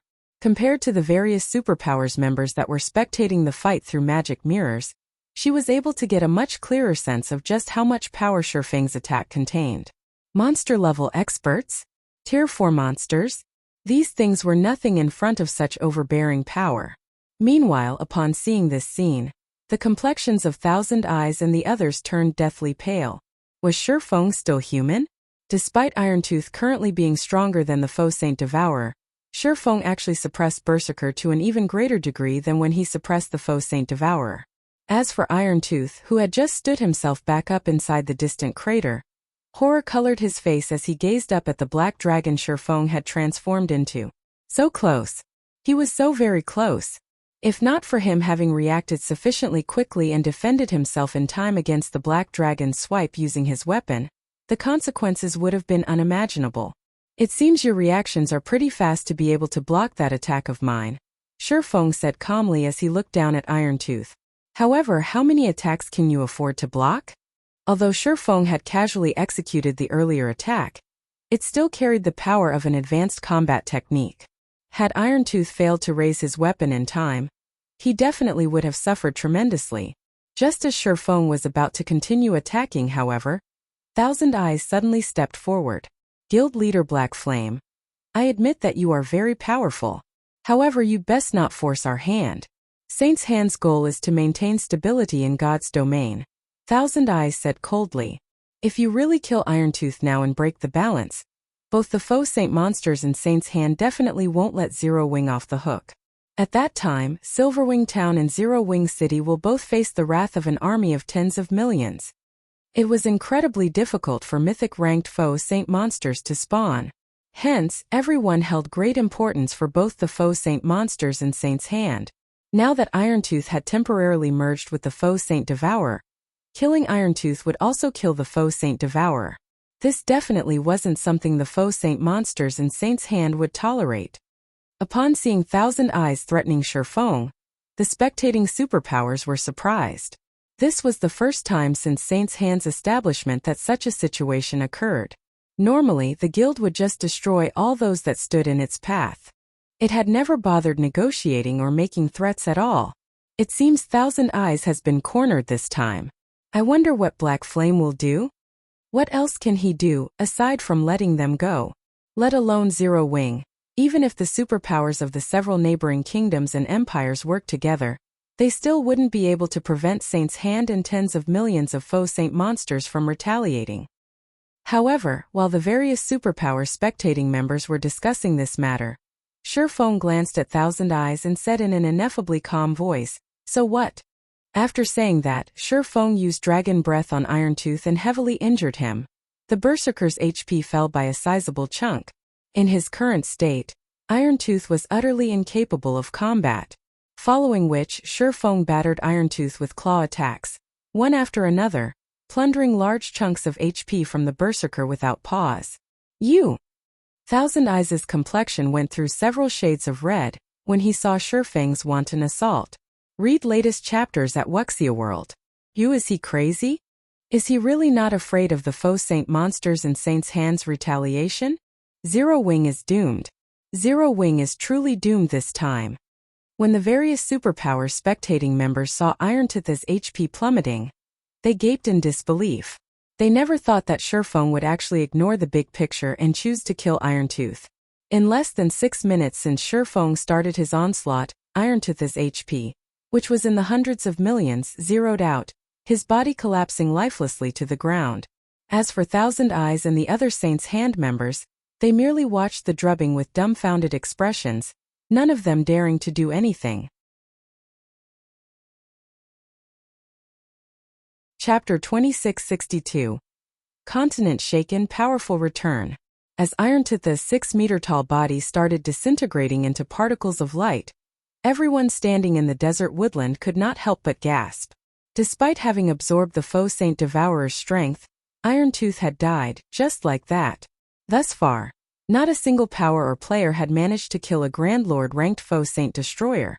Yet Sure-Fong had actually succeeded in killing a Faux Saint Devourer. Moreover, he had accomplished this feat while Saint's Hand was protecting the Mythic-ranked monster. Meanwhile, as Irontooth's body disappeared, soul ripples spread from his fading corpse up to thousands of yards away. Everyone that came into contact with these soul ripples shuddered involuntarily. A short moment later, several streams of white mist escaped Irontooth's corpse and flew straight into Sure-Fang's body. Before he could react, the mist had merged with his soul already. Black Flame, you'll regret your actions today. Now that you've killed the Faux Saint Devourer, it has left a soul mark on you. It won't be long before the other Faux Saint monsters come to find you. They will also obliterate Silverwing town from the Orc Empire. Thousand Eyes scoffed as he looked at Sure-Fong. The higher-ups' instruction was for them to protect the Faux Saint Devourer because the birth of a Faux Saint Devourer was incredibly rare and difficult. Not even one Faux Saint Devourer might appear from tens of thousands of Faux Saint Destroyers. Meanwhile, a Faux Saint Devourer was unimaginably useful to both the Faux Saint monsters and Saint's Hand. However, Sure-Fong had not only disregarded Saint's Hand, but even killed the Faux Saint Devourer right before everyone's eyes. He had actually snubbed Saint's Hand. This was the first time Thousand Eyes had suffered such humiliation since entering God's domain. Due to the mission's failure, Thousand Eyes wanted to make Sure-Fong realize just how foolish his actions were, and regret them for the rest of his life. The other Saint's Hand members present also started eyeing Sure-Fong with derision.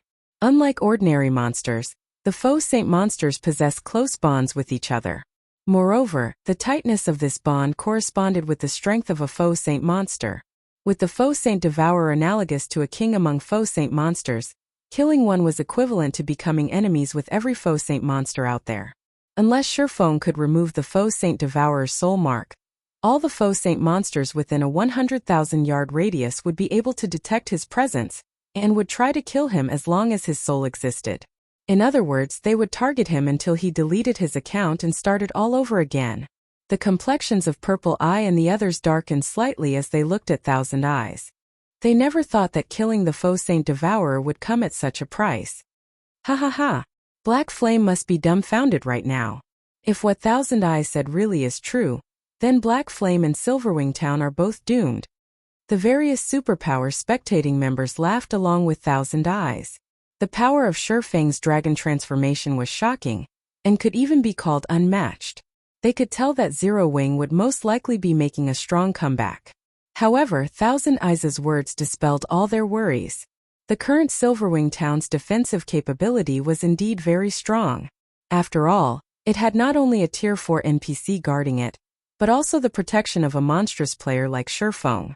However, when besieged by an army of millions or possibly even tens of millions of Faux Saint monsters, even a main city-ranked NPC city would fall very quickly, let alone Silverwing Town. Just as everyone thought that Sure-Fong would reveal signs of regret or fear, however, the swordsman turned to look at Thousand Eyes in an indescribably calm gaze. You want to see me regretting? You'll have to be able to leave this place alive first to do that. After saying so, Faux stalked toward Thousand Eyes' team, each step he took setting the ground a-tremble. At this moment it felt as if the whole world was angry. Upon seeing his approach, Thousand Eyes and the other Saints' Hand members paled drastically. Black Flame, you'd better not go too far. We are members of Saints' Hand's Trump Card Legion. If you kill us, Saints' Hand will not forgive Zero Wing. That's right. If you wish to stay alive and keep Silverwing Town standing, your only choice is to work with Saints' Hand. Otherwise, both you and Zero Wing will be devoured by those faux saint monsters. Faced with the 40-meter-tall black dragon and the overbearing aura it exuded, Saints' Hand's peak experts and even Thousand Eyes, a domain realm expert, were overwhelmed with unspeakable terror. Their minds blanked out, preventing them from properly controlling their bodies. They couldn't escape even though they wanted to. This scene flabbergasted the various spectating superpowers. For a moment, they doubted that the people displayed on their magic mirrors were actually the members of one of Saints' Hand's trump card legions, who normally showed no respect even to the various superpowers. Before the various superpowers spectating members could dismiss their doubts, Faux had already arrived before Thousand Eyes and slowly raised one of his massive claws. You don't need to concern yourselves with this. After Faux said so, he sent a claw smashing into Thousand Eyes' team. First sword Light Shadow. In the next moment, the phantom of a gigantic dragon's claw descended from the sky, so immense and powerful that Thousand Eyes and the others couldn't dodge or defend themselves.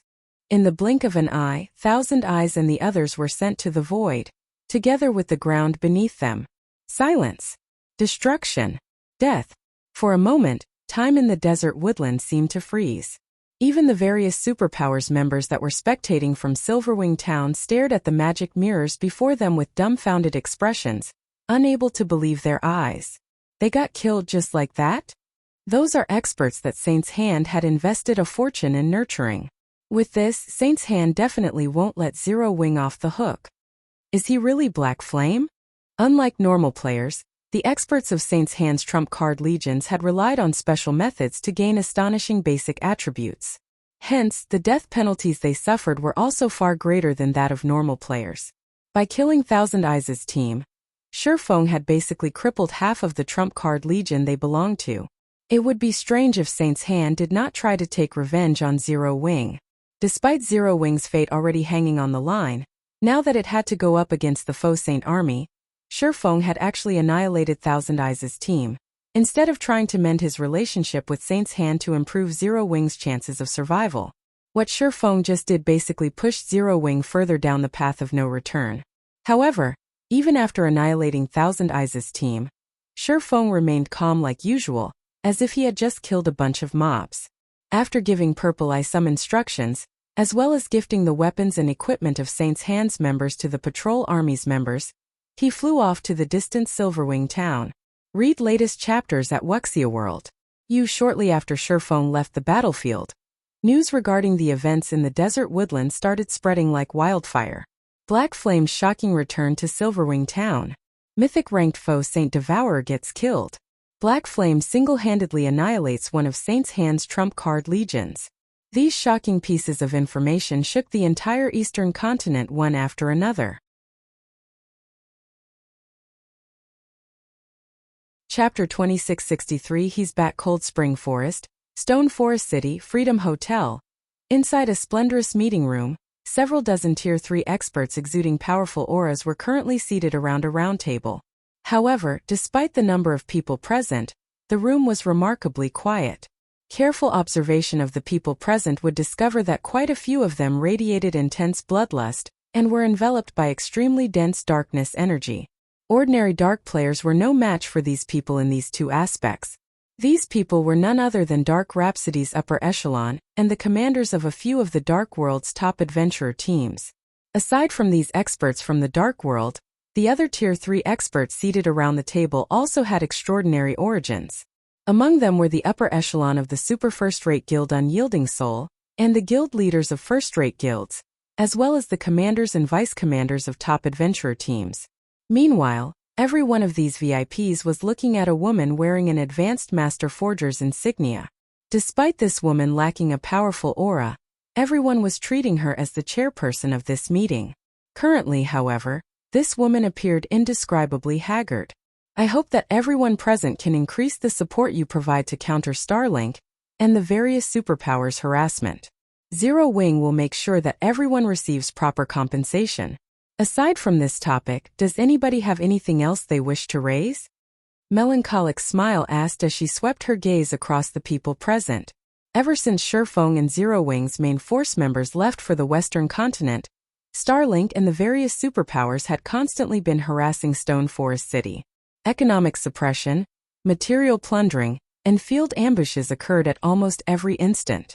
To make matters worse, as the number of Tier 3 players the various superpowers possessed increased, the area the Night Legion could protect also shrank. Moreover, aside from Faux, both vice guild leaders of Zero Wing were also inaccessible. As a result, Melancholic Smile had to shoulder the burden of leading Zero Wing temporarily. However, with the unstable factors surrounding Stone Forest City increasing continuously, the number of players that dared operate in Stone Forest City decreased. This took a toll on the city's economy. At this point, the city's daily income wasn't even half of what the city made during its peak. Meanwhile, in order to ensure the safety of Stone Forest City, Zero Wing City, and Silverwing Town, Zero Wing had no choice but to increase the security measures implemented, which, in turn, increased the guild's daily expenditure substantially. We are facing some problems in the Dark World as well. Recently, because of the increase in the number of Tier 3 players, many of the Dark World's powers have partnered up and launched several attacks on the teleportation gate already. Currently, we are still able to stop these attacks, but I'm afraid this situation won't last for very long. Dark Rhapsody's Blue Rainbow said helplessly to Melancholic Smile. In addition, world domination is growing restless. Judging from the information we collected, we believe world domination will mount a large-scale operation soon. Hence, we hope that Zero Wing can give us more of the Freedom Hotel's resources, so that we can rope in more of the Dark World's powers and maintain a stable hold over the teleportation gate. Upon hearing Blue Rainbow's words, Liang Jing, sitting beside Melancholic Smile, frowned slightly. A large part of the reason why Stone Forest City could maintain its current income was the Freedom Hotel.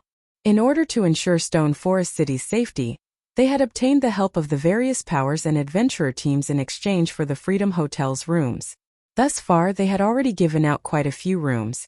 If they gave out even more, not only would Zero Wing have fewer rooms for its own use, but the Freedom Hotel's income would also decrease significantly, possibly to the point where Zero Wing's current expenditures became unsustainable. However, the Dark World's teleportation gate was also provided a considerable portion of Zero Wing's income. This was especially true for magic crystals. It was similarly something that Zero Wing could not afford to lose. I understand.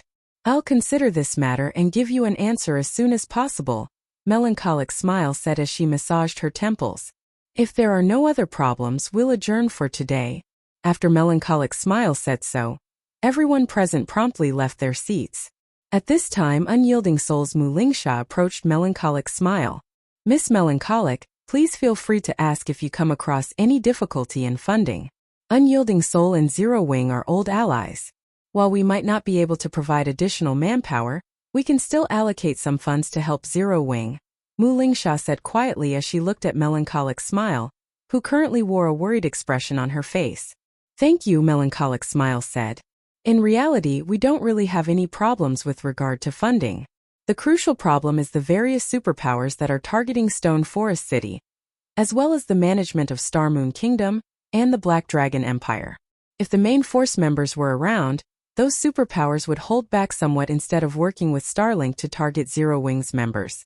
Now, it is becoming increasingly difficult for Zero Wing's members to develop in Star Moon Kingdom and the Black Dragon Empire. Currently, funding was still a small problem for Zero Wing. The really urgent matter now was the guild's lack of Tier 3 experts. If not for Unyielding Soul sending quite a number of its Tier 3 experts to help maintain Stone Forest City's security during this period, Stone Forest City would have definitely ended up in an even more miserable state. Right, Vice Guild Leader Mu. Is there still no news about the Dragon Phoenix Pavilion's Phoenix Pavilion Master? Melancholic Smile asked. Zero Wing had partnered with the Dragon Phoenix Pavilion's Phoenix Rain on many occasions before. The two sides could be considered to be in an absolute alliance. Melancholic Smile and Phoenix Rain were also fairly close friends, as the two of them had come into frequent contact with each other because of the business relationship between their two guilds. Originally, after the various superpowers started targeting Stone Forest City, Melancholic Smile had sought Phoenix Rain's help to solve some of the problems Zero Wing encountered in the Black Dragon Empire. However, no matter how she tried contacting Phoenix Rain, she couldn't get through at all. It was as if Phoenix Rain had disappeared from God's domain. In fact, even the Dragon Phoenix Pavilion's members did not know Phoenix Rain's whereabouts. We have already sent a lot of people to investigate this matter. It is truly strange. Let alone Phoenix Rain and her trusted subordinates, even the Dragon Phoenix Pavilion's Kurong, Nine Dragons Emperor, and many others of the guild's upper echelon have disappeared. Currently, the Dragon Phoenix Pavilion is relying entirely on its Grand Elders to operate. According to the information we got, even those Grand Elders don't know what is going on, Mu Lingsha said. Disappeared. Melancholic Smile was stunned when she heard Mu Lingsha's words. The core upper echelon of a super first-rate guild had actually disappeared overnight without any news. Who would possibly dare believe this? However, I also heard that Mythology invited the Dragon Phoenix Pavilion to the Faux Saint Alliance discussion that it is holding in the Fire Dragon Empire. Once this alliance discussion ends, we might receive some news regarding the Phoenix Pavilion Master, Mu Lingsha said. Alliance discussion? Melancholic Smile's complexion turned even more haggard when she heard this phrase. It seems we are really in trouble this time. Ostensibly, Mythology's alliance discussion would focus on the problem of the Faux Saint monsters. In reality, Mythology was simply trying to rope in the various superpowers to capture Stone Forest City. If the various superpowers come to an agreement on how to split Stone Forest City's profits during this upcoming discussion, then the next step would be for them to attack Stone Forest City. With Stone Forest City's current defenses, it could fend off the various superpowers' joint assault, but such a war would destroy Stone Forest City's economy. Melancholic Smile wasn't the only person suffering a headache over this matter. Mu Lingsha was not having a good time either. After all, Mythology's alliance discussion this time wouldn't target just Zero Wing, but also Unyielding Soul. Unyielding Soul was falling into an increasingly precarious situation, yet she couldn't do anything about it. This was because 15 superpowers were attending the alliance discussion this time, 3 of which were super guilds, making it undoubtedly the grandest meeting ever held on the Eastern continent. If all of these superpowers worked together, the strength they could unleash would be unimaginable. Just as Melancholic Smile and Mu Lingsha were feeling helpless, Liang Jing, who was at one side, reading a message, suddenly revealed a rare smile. No, it's not us who are in trouble, but them. Liang Jing exclaimed excitedly. Read latest chapters at Wuxia World. What happened? Both Melancholic Smile and Mu Lingsha were confused by Liang Jing's sudden about-face. They could not understand why she was smiling at all. He's back. The guild leader. The guild leader is back.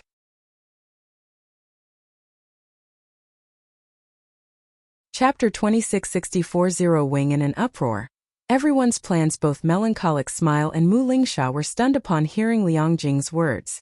You managed to contact the guild leader? Melancholic Smile asked excitedly. The current Zero Wing was in an extremely tight spot, as all of the guild's top combatants were absent. However, this still wasn't the most important point. The crucial thing was that morale in the guild had fallen to an unprecedented low. Feng had always been Zero Wing's backbone. His return might not be able to drag Zero Wing out of its current predicament, but it would be able to unite the hearts of Zero Wing's members. Moreover, his return would also strengthen the confidence of Zero Wing's various partners.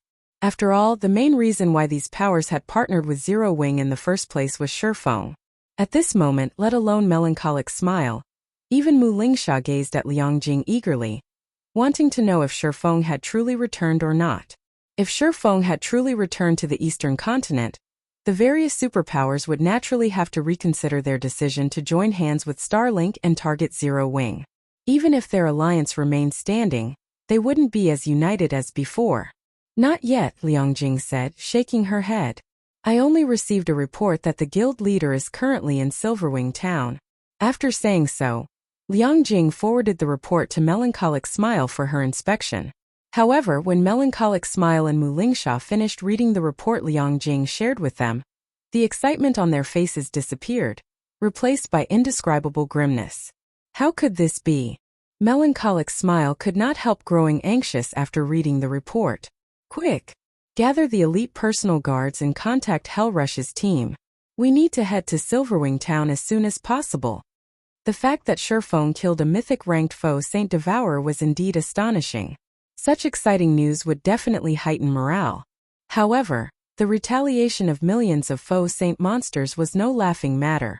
Not to mention, Saint's hand wouldn't sit still and do nothing after suffering humiliation. At that time, Silverwing Town would have to go up against several million Faux Saint monsters, as well as Saint's hand's experts.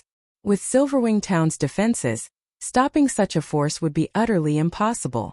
Meanwhile, if Faux were to end up getting devoured by those Faux Saint monsters, the consequences for Zero Wing would be unimaginable.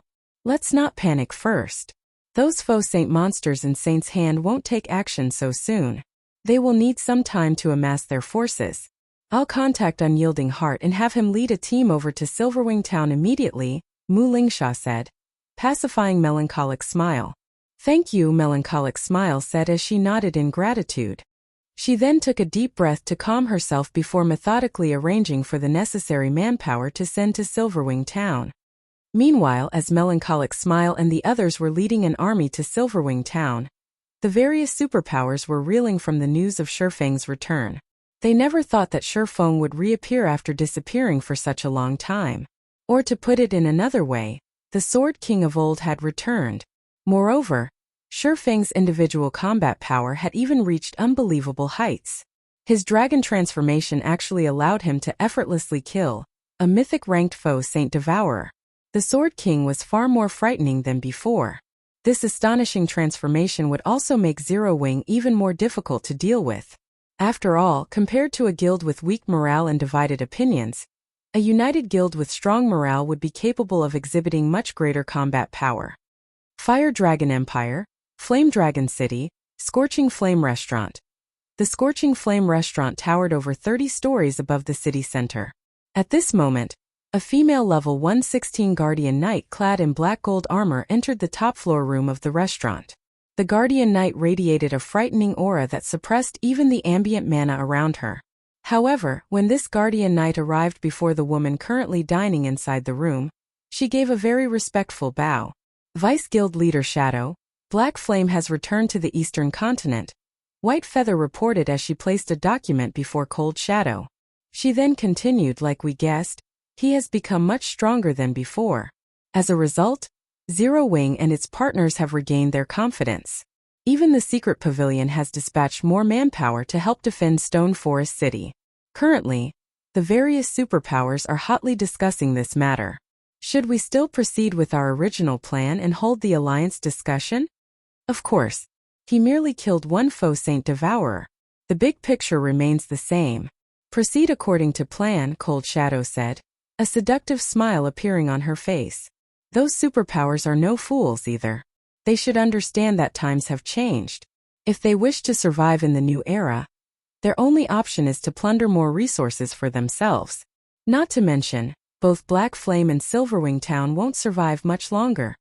Although Feng's return had indeed shocked the various superpowers, that was it. After all, one would have trouble adapting to the changes in the rapidly developing Eastern Continent, even if one left the continent for just 2 or 3 days. Feng had disappeared from the Eastern Continent for around 2 weeks. Moreover, there was also the activation of the Demon God's Chaos Expansion Pack, as well as the outbreak of the Faux Saint monsters. The current Eastern Continent was not the Eastern Continent of 2 weeks ago. One could say that Feng's time had already passed. The threat he posed to the various superpowers was no longer as great as before. In the current God's domain, Tier 3 experts were no longer as rare as before. Even the various top adventurer teams boasted over 100 Tier 3 experts under their command, let alone the various first-rate guilds and superpowers. Hence, it was now incredibly difficult for powerful individuals like Feng to accomplish great feats on their own. Tier 3 personal guards were also no longer as great of a threat to players as they were before. Understood. I'll notify the various superpowers then. White Feather nodded before leaving the Scorching Flame restaurant. While the Eastern Continent's various superpowers were discussing Shifeng's return, Shifeng himself had gone to Zero Wing's residence in Silverwing Town to rest. Guild leader, as per your instructions, we have started secretly transferring the crippled NPCs and elite tier 3 personal guards. It shouldn't be long before they arrive in town. We have also tasked people to monitor the gaming cabins of the Vice Guild leaders and the others. As soon as they leave that special space, we will know about it, Yulan reported to Shifeng, who is currently browsing the latest news regarding the Eastern Continent. Alright, they should be able to get out of that place in a few more days. If they arrive inside the Faux Saint Monster's territory, send a rescue team immediately, Shifeng said, nodding. Although he doubted that Zero Wing's main force members would have any problems dealing with the Faux Saint monsters, if they got surrounded by a large number of Faux Saint destroyers or encountered a Faux Saint Devourer, they might still get killed. Meanwhile, the enhanced death penalty from dying to a Faux Saint monster was something he didn't want Zero Wing's main force members to suffer. Guild leader, are you really fine in your present condition? Yulan asked worriedly. Not only did Shifeng lose contact with the outside world for such a long period, but he had even spent all this time lying inside his virtual gaming cabin, completely reliant on the cabin's nutrient solution to sustain himself. His physical body couldn't be unaffected. Not to mention, he had just experienced such an intense battle and had a soul mark placed on him. Who knew if that soul mark would have any side effects or not? If Shifeng were to collapse from overwork now and suffered lasting damage to his body, it would be putting the cart before the horse. Relax. I'm really fine, Shifeng said, chuckling. In fact, my mind is in exceptionally good condition right now. New ideas are popping up in my mind from time to time, and they're making me eager to start training. It's good that you're fine. However, if you feel sick, you must log off and rest immediately. You can leave the other matters to us, Yulan said. After seeing that Shifeng was indeed in good spirits, she stopped trying to persuade him to rest and left the office to handle the other tasks he had given her. Read latest chapters at Wuxia World. Meanwhile, after Yulan left, Shifeng stopped browsing the Eastern Continent's news. He then focused on the several strands of mist the Faux Saint Devourer had sent into his body. This wasn't his first time receiving a soul mark. Normally, players couldn't sense the soul mark that plagued them. However, he could actually clearly sense it inside his mind. He could even sense the white mist circling his brain. This situation intrigued him. Following which, Shifeng focused all his attention on the several strands of mist meandering through his mind. His expression suddenly changed. No, that's not right. This isn't a soul mark but a soul array.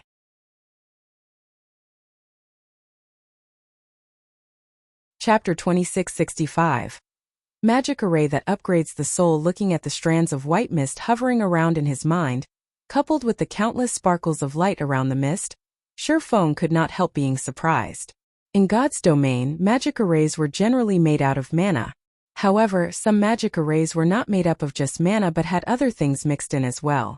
Meanwhile, the magic array he was looking at had traces of soul. I never thought that the rumored soul array actually existed.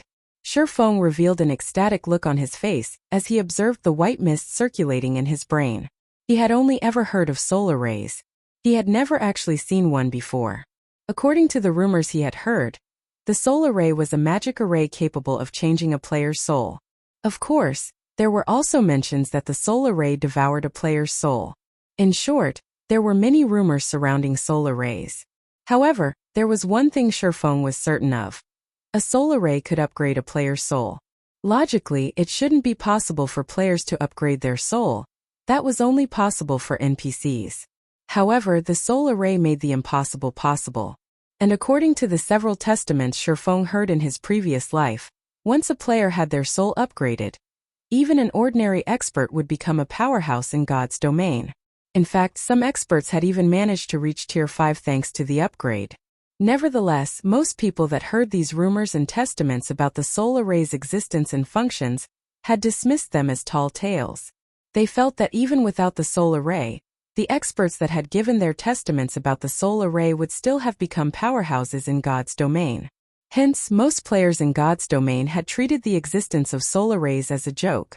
Now, however, Faux was actually looking at a soul array himself. Of course, unless one was an advanced magician, one would most likely have a difficult time recognizing these strands of mist as a magic array. Most people would treat it as a soul mark. Thankfully, I checked it in time. Had I waited a few more days, I might have lost this opportunity. Faux sighed in relief when he saw the strands of silver mist gradually thinning out. The soul array within him was being powered by the Faux Saint Devourer's soul energy and mana.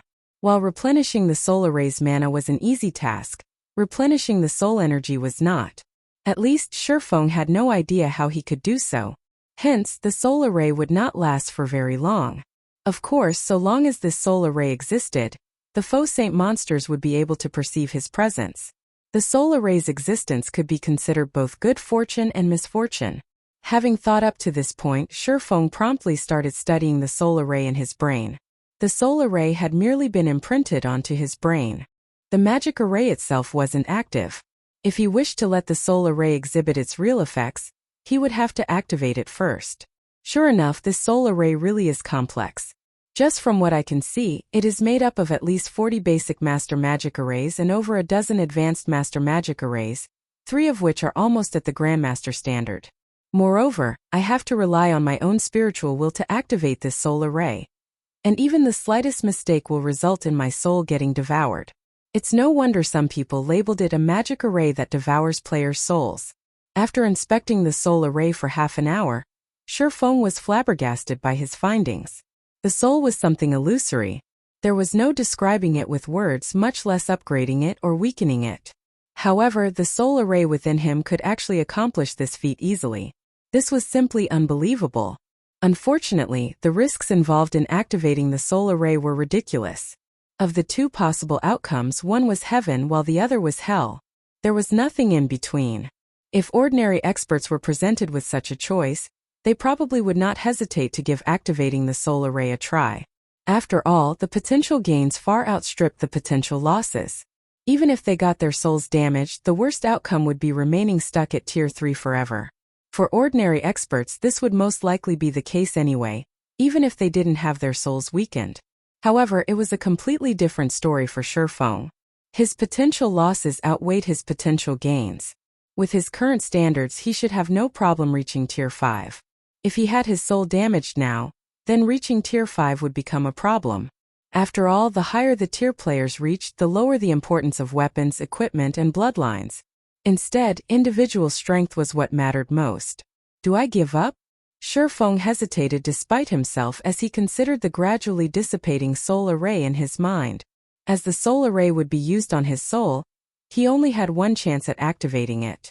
If he messed up the activation, the soul array would backfire and devour his soul instead. However, if he succeeded, then the soul array would upgrade his soul. No, it's not hopeless. After debating for some time, Faux thought of a possibility. He then took out Augustus's damaged heart from his bag. It was incredibly rare for players to come across opportunities to upgrade their souls. So long as he successfully activated the soul array, he would have a much easier time challenging, not only a Tier 4 promotion quest of greater difficulty, but also future promotions. In fact, the help he could gain from an upgraded soul would be much greater than what he could gain from a piece of legendary equipment. It would be a huge waste to discard this opportunity. Meanwhile, there were 2 ways he could drastically increase his chances of successfully activating the soul array. The first method was to familiarize himself with the magic arrays used to make the entire soul array. However, the soul array was extremely complex. At his current standards, he might need 2 whole weeks to learn and memorize all the magic arrays. The second method was to improve his mental state so that he could guide his spiritual will through the soul array with greater precision. For others, both of these methods would be incredibly difficult. However, that was not the case for Faux. Augustus's damaged heart was capable of releasing eternal energy when activated. Eternal energy was many times superior to mana. It could elevate a player's mental state to its very peak. Be it familiarizing himself with the soul array or guiding his spiritual will through the soul array, eternal energy would be of great help. With eternal energy, his chances of successfully activating the soul array would increase considerably. The only problem was that Augustus's damaged heart had a 3-month cooldown. Of course, there was also the option of using one god crystal to circumvent the cooldown. While this was incredibly expensive, spending one god crystal to upgrade his soul would be well worth it. Following which, Faux took out the last god crystal he had and placed it inside Augustus's damaged heart. He then activated the heart's magic array. Immediately, streams of purple mist flowed out of Augustus's heart and converged around Faux. At the same time, a refreshing feeling spread across his body. His thoughts also became much clearer than before. Good. Let's begin. Taking a deep breath, Faux started carefully analyzing the soul array's components one after another. 2 hours, 4 hours, 6 hours. Originally, it should have taken Faux at least a dozen days to learn the soul array. However, with the help of eternal energy, he learned and familiarized himself with all of the soul array's components in just a little over 7 hours. He had even achieved rough mastery of a pseudo-grandmaster magic array that could be used to exert a little control over souls. Now that I've familiarized myself with all of the magic arrays, next up will be to utilize my spiritual will to activate them. Looking at the soul array in his mind, he could not help some slight nervousness. Although he had familiarized himself with all of the component arrays, activating them was an entirely different matter. After all, the activation of each magic array required him to split his spiritual will into multiple strands. The difficulty of doing so was incredibly high. After mentally preparing himself for several minutes, Faux then started guiding his spiritual will through the magic arrays in his mind. 1 magic array activated. 2 magic arrays activated. 3 magic arrays activated. With each subsequent magic array Faux activated, the difficulty increased. Initially, he needed to split his spiritual will only into 3 strands. By the 4th magic array, that number increased to 6. Fortunately, for an expert like Faux, such a task was not particularly difficult. Hence, the activation of the magic arrays proceeded in an orderly manner.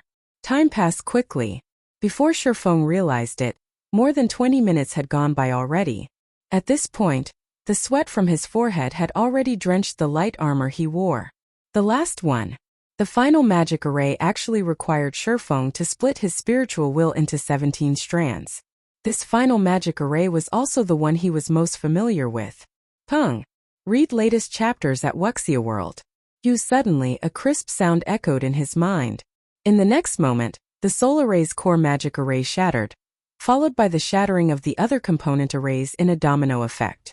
Meanwhile, the several strands of white mist circulating in Feng's mind transformed into countless particles of light that merged into his brain. Is it done? Feng was stunned when he saw this scene inside his mind.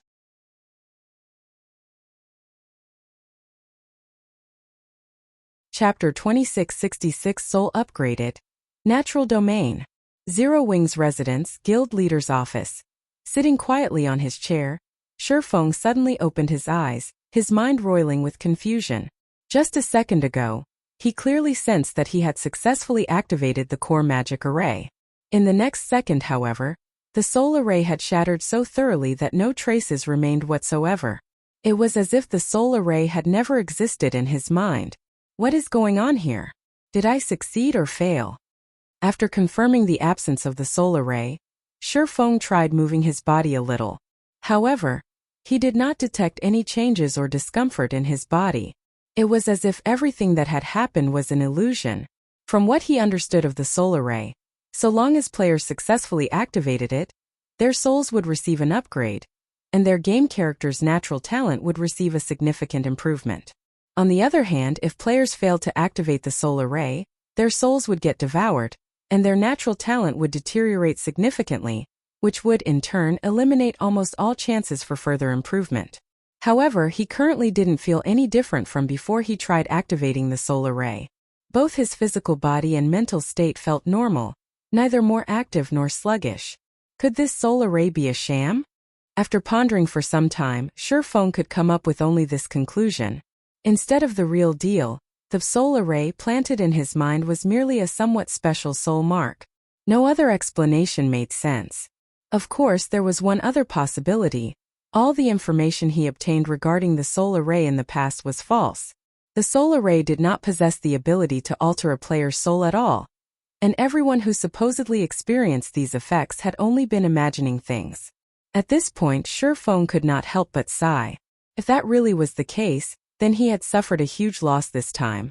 He had spent one god crystal to reset the cooldown on Augustus's damaged heart. Previously, in order to help out the guild's core members, he had spent most of the god crystals he had on hand and kept only one for himself, just in case. Now he had wasted his last god crystal. Just as a wave of depression washed over Faux, Yulon knocked on his door and entered the room. Guild leader, Melancholic and the others have arrived. In addition, the 300+ disabled NPCs are already in the residence's plaza. We can start the ceremony at any time, Yulon said, finding the look of depression on Faux's face a little strange. All right. Have the NPCs wait on the second underground floor first. Have Melancholic make the necessary preparations as well. I still need some time to myself, Faux said, nodding. I'll inform them then, Yulon said before leaving the office. After she left, Faux took out the memory crystal the Crimson-Eyed Sword Saint had given him. Since Augustus's heart was still pumping out eternal energy, he planned to use this opportunity to learn Elvo's legacy. In God's domain, God crystals were rarer than even epic weapons and equipment. Coming across one was highly dependent on luck. Now that he had wasted a god crystal to activate Augustus's heart, he naturally couldn't let even a second of its duration go to waste. Otherwise, he would have to wait 3 months or obtain another god crystal to activate it again. The instant Faux tried to inject his mana into the memory crystal, a white mist actually formed around the crystal, stunning him. This materialized mana? How is this possible? Mana was intangible. Players could only rely on their senses and imagination to control it.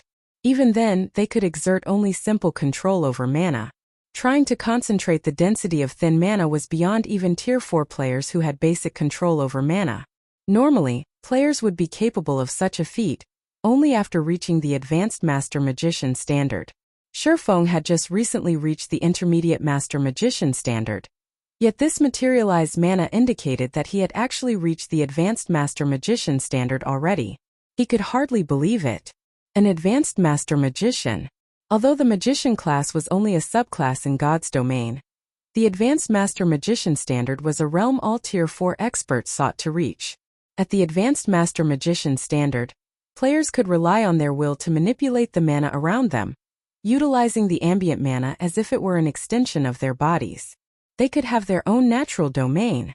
An ordinary Tier 3 player who reached the Advanced Master Magician standard would be invincible among all opponents below Tier 4.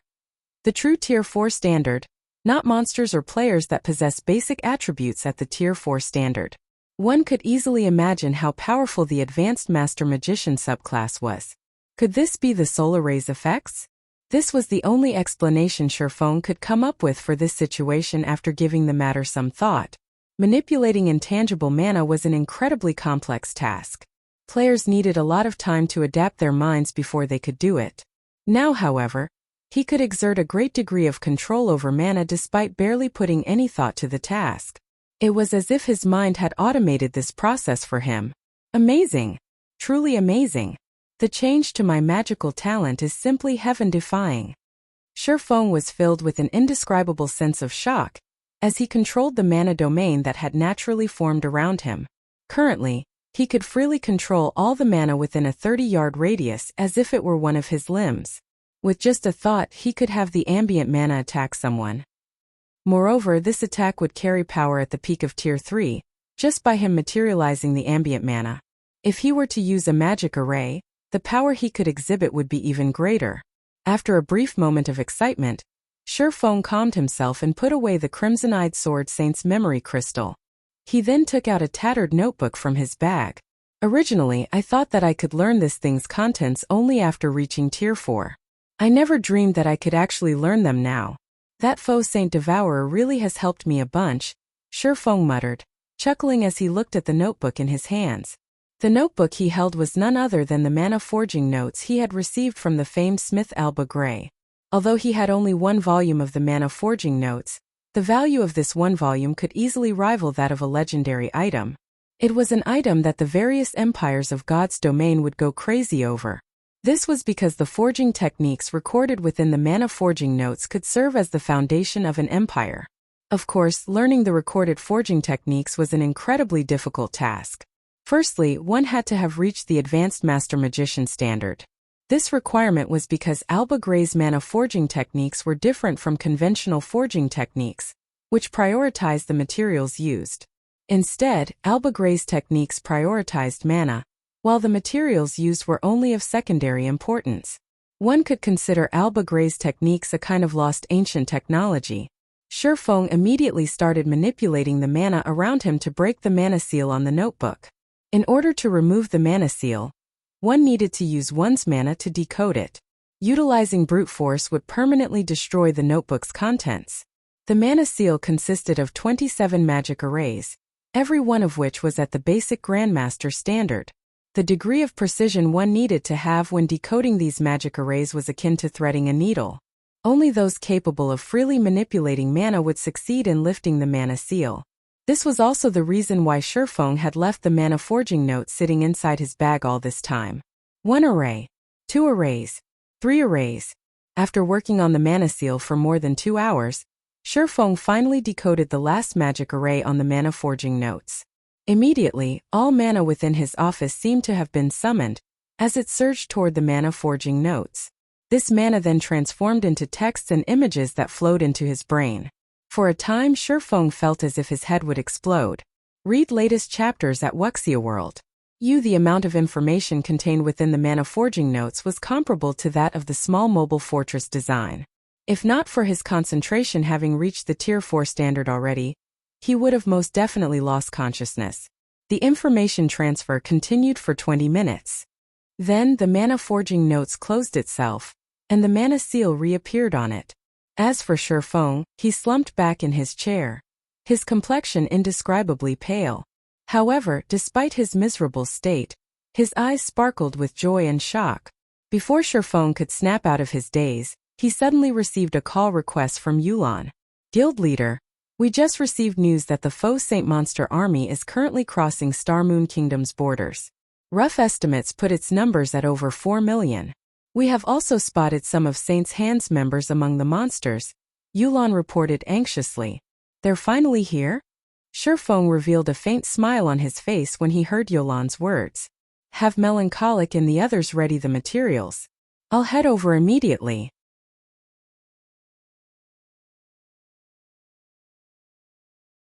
Chapter 2667 Foundation Skyrockets Silverwing Town, Zero Wing's residence, second underground floor.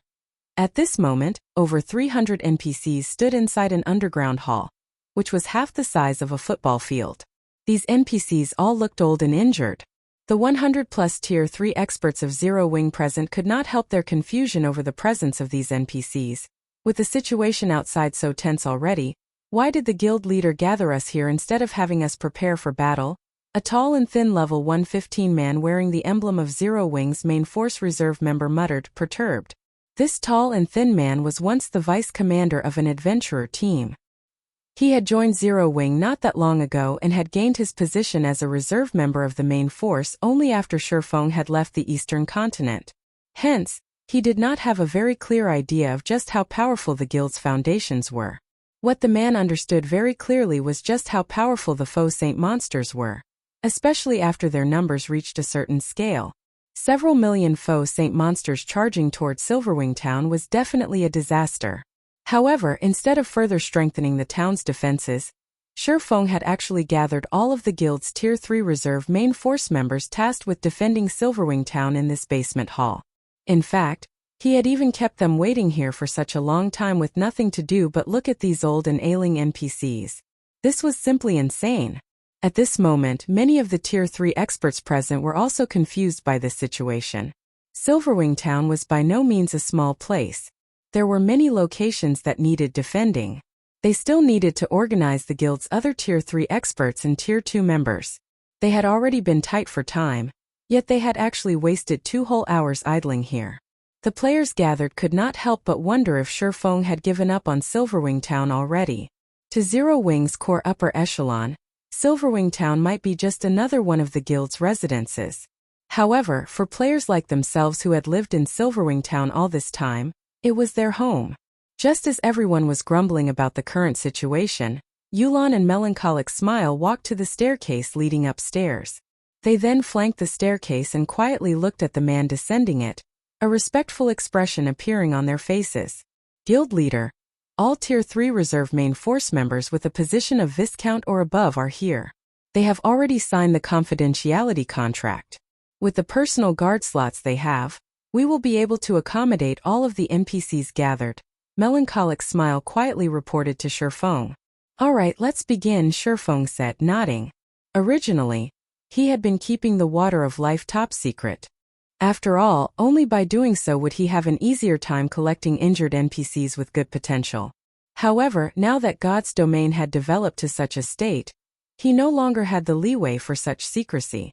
After Sherfong said so, Melancholic Smile had the gathered NPCs line up before her. She then distributed the Water of Life to every one of them, the situation further confusing the reserve main force members present. What are they doing? What dense life energy? Why do all these NPCs look so excited? Many people knew of the Water of Life in God's domain, but not many people had seen it in person. In the eyes of Zero Wing's reserve main force members, Melancholic Smile was merely distributing potions brimming with life energy to the NPCs gathered. However, when these NPCs received the potion, their gloomy and lifeless expressions immediately brightened up, their eyes glowing with hope and energy. Every one of these NPCs even excitedly thanked Melancholic Smile and swore loyalty to her. This situation baffled the Zero Wing members. They could all tell that these NPCs were not personal guards but independent NPCs. There should be no way these NPCs would show such gratitude toward players, much less take the initiative to swear loyalty to a player. As the reserve main force members were stewing in confusion, frightening auras burst forth from the gathered NPCs, one after another. Previously, none of these gathered NPCs was a match even for ordinary Tier 2 NPCs. Now, however, even the weakest of them radiated an aura that made even the refinement realm experts present shudder. When the auras of these 300-plus NPCs flooded the hall, the 100-plus reserve main force members could not help stumbling back with nervous expressions as they cautiously eyed the NPCs before them. At this moment they could tell that, so long as these NPCs willed it, none of them would leave this basement alive. Not to mention, the strongest few auras even made them feel as if they stood before a bottomless abyss. The owners of these auras were definitely not just ordinary Tier 3 NPCs. While bathed in these auras, everyone felt as if they were standing inside a muddy swamp, their bodies incredibly sluggish. In fact, they had also lost control over the ambient mana around them. A mana domain? At this moment even Yulon goggled in shock at this situation. Although she knew that Sherfong and Melancholic Smile had gathered these old and ailing NPCs for a purpose, she never imagined that they would be carrying out such an ambitious enterprise. Not only did they instantly turn 300-plus old and ailing NPCs into lively tigers, but 3 of these NPCs even possessed a mana domain. This was simply unbelievable. Normally, a naturally occurring mana domain was something only Tier 4 NPCs possessed. A mana domain was also the biggest difference between Tier 3 and Tier 4 NPCs and the reason why Tier 4 NPCs could trounce Tier 3 NPCs. It was also because of this mana domain that Saint's Hand had never dared stretch their hands toward Silverwing Town. After all, Silverwing Town had the protection of the Magic King Craig Midlands, who had already been promoted to Tier 4. In front of the Magic King, Tier 3 players would be one-shot kills. Now, out of the 300-plus NPCs present, there were actually 3 NPCs with a mana domain. This meant that these 3 NPCs were only one short step away from Tier 4. Amazing! The harvest this time is massive. Sherfong himself was surprised by this outcome. Although there were no Tier 4 NPCs in the batch of recovered NPCs this time, just gaining 3 Tier 3 NPCs with a mana domain was plenty amazing already. After all, so long as these 3 NPCs receive sufficient resources, reaching Tier 4 should be a shoo-in. Moreover, aside from these 3 NPCs, the quality of the other 300-plus NPCs was considerably good as well. Of the other 300-plus NPCs, 1 actually possessed growth potential at the Dark Gold rank, 11 at the Fine Gold rank, 151 at the Secret Silver rank, and the rest at the Mysterious Iron rank. In God's domain, NPCs that possess growth potential at the fine gold rank or above could only be found by luck. Aqua Rose had already swept through the old and ailing NPCs of numerous countries once. The fact that they could obtain so many NPCs at the dark gold and fine gold standard in the second batch was truly incredible. After all, any random Tier 3 NPC at the fine gold rank could suppress current Tier 3 domain realm experts. Even the various superpowers would not possess more than a handful of such existences. Now, Zero Wing had just gained 15 of such NPCs. Moreover, 3 of them possessed a mana domain, of which 2 were at the fine gold rank and 1 was at the dark gold rank. If the various superpowers were to learn of this haul, they would definitely die of envy. Meanwhile, after a brief moment of silence in the hall, Faux turned his gaze toward the reserve main force members assembled before him. Alright, stop daydreaming. Line up according to the number assigned to you and start signing a contract with these NPCs, Faux said with a clap of his hands. Feng's words triggered an uproar among the gathered players. Crap! Is this for real? Even the weakest among these NPCs is at the mysterious iron rank, right? We can contract these NPCs as our personal guards? Everyone felt as if they were in a dream when they heard Feng's words. The fact that the guild could recruit so many powerful NPCs was already plenty amazing. Now, however, they were being told that they could have these NPCs as their personal guards. They couldn't believe their ears. The various first-rate guilds treated even mysterious iron guards as family heirlooms. Normally, only the guild elders would have the qualifications to contract such NPCs as personal guards. As for secret silver guards, they belonged to the guild leader and grand elders. Everyone else should not even think of obtaining them. Now, however, Zero Wing was actually letting mere reserve members of its main force contract with mysterious iron guards and above. This situation was even more fabulous than if the guild had granted every one of them a level 100+ epic weapon. However, in no time at all, everyone snapped out of their daze and dashed forward to line up before Faux. As for the distribution of the NPCs, Faux first granted every player in line a secret silver NPC. As for the 2 dark gold NPCs, he assigned Melancholic Smile and Yulan 1 each. He also granted both of them and Liangjing 1 fine gold NPC each. This way, the 3 of them would no longer have to worry about their security when traveling around God's domain. As for the remaining fine gold NPCs, he assigned them to the 11 people in line who had made the most contributions to the guild. Upon seeing this, the other Zero Wing members inevitably grew envious. That was a fine gold guard they were talking about. With the strength of a fine gold guard, one would not have to worry even when coming across a 100-man Tier 3 team. In fact, the Tier 3 team would most likely try to avoid the fine gold guard. This is wonderful. With the addition of these personal guards, we should have no problem withstanding the Faux Saint monster's attack. Yulan breathed out a sigh of relief when the distribution of the personal guards was over. Although Silverwing Town was only an advanced town, Zero Wing had invested plenty of resources and funds into its development. While its defensive capability might not rival that of a guild city, its capability was not that far off either. Not to mention, the town also had 5 magic towers and a Tier 4 NPC protecting it. With the addition of so many Tier 3 personal guards, there shouldn't be any problem defending Silverwing Town from the Faux Saint monsters. Withstand. Faux shook his head at Yulan's sigh. Sneering, he continued, since they dare to come, then they shouldn't think of leaving anymore. After saying so, Faux tasked Yulan and Melancholic Smile with arranging Silverwing Town's defenses. As for himself, he made his way to Silverwing Town's Town Lord's mansion. Inside the control room of the Town Lord's mansion, Faux took out 600 mana stones and arranged them above the core magic array. The mana forging notes recorded plenty of powerful items. However, the highlight of the volume he received from Alba Grey was a special magic array capable of strengthening other magic arrays to whole new heights. Read latest chapters at Wuxia World. Of course, this improved strength did not come for free. The strengthening would triple the consumption of the target magic array. The target magic array would also take longer to recover naturally. However, compared to the possible benefits, this was a small price to pay. When Faux finished drawing the special magic array using the mana stones, a crimson pillar suddenly emerged from the core magic array, following which, the sound of a system announcement suddenly entered Feng's ears. System. Silverwing Town has met the qualifications for promotion to a basic city. Do you wish to promote it to a basic city?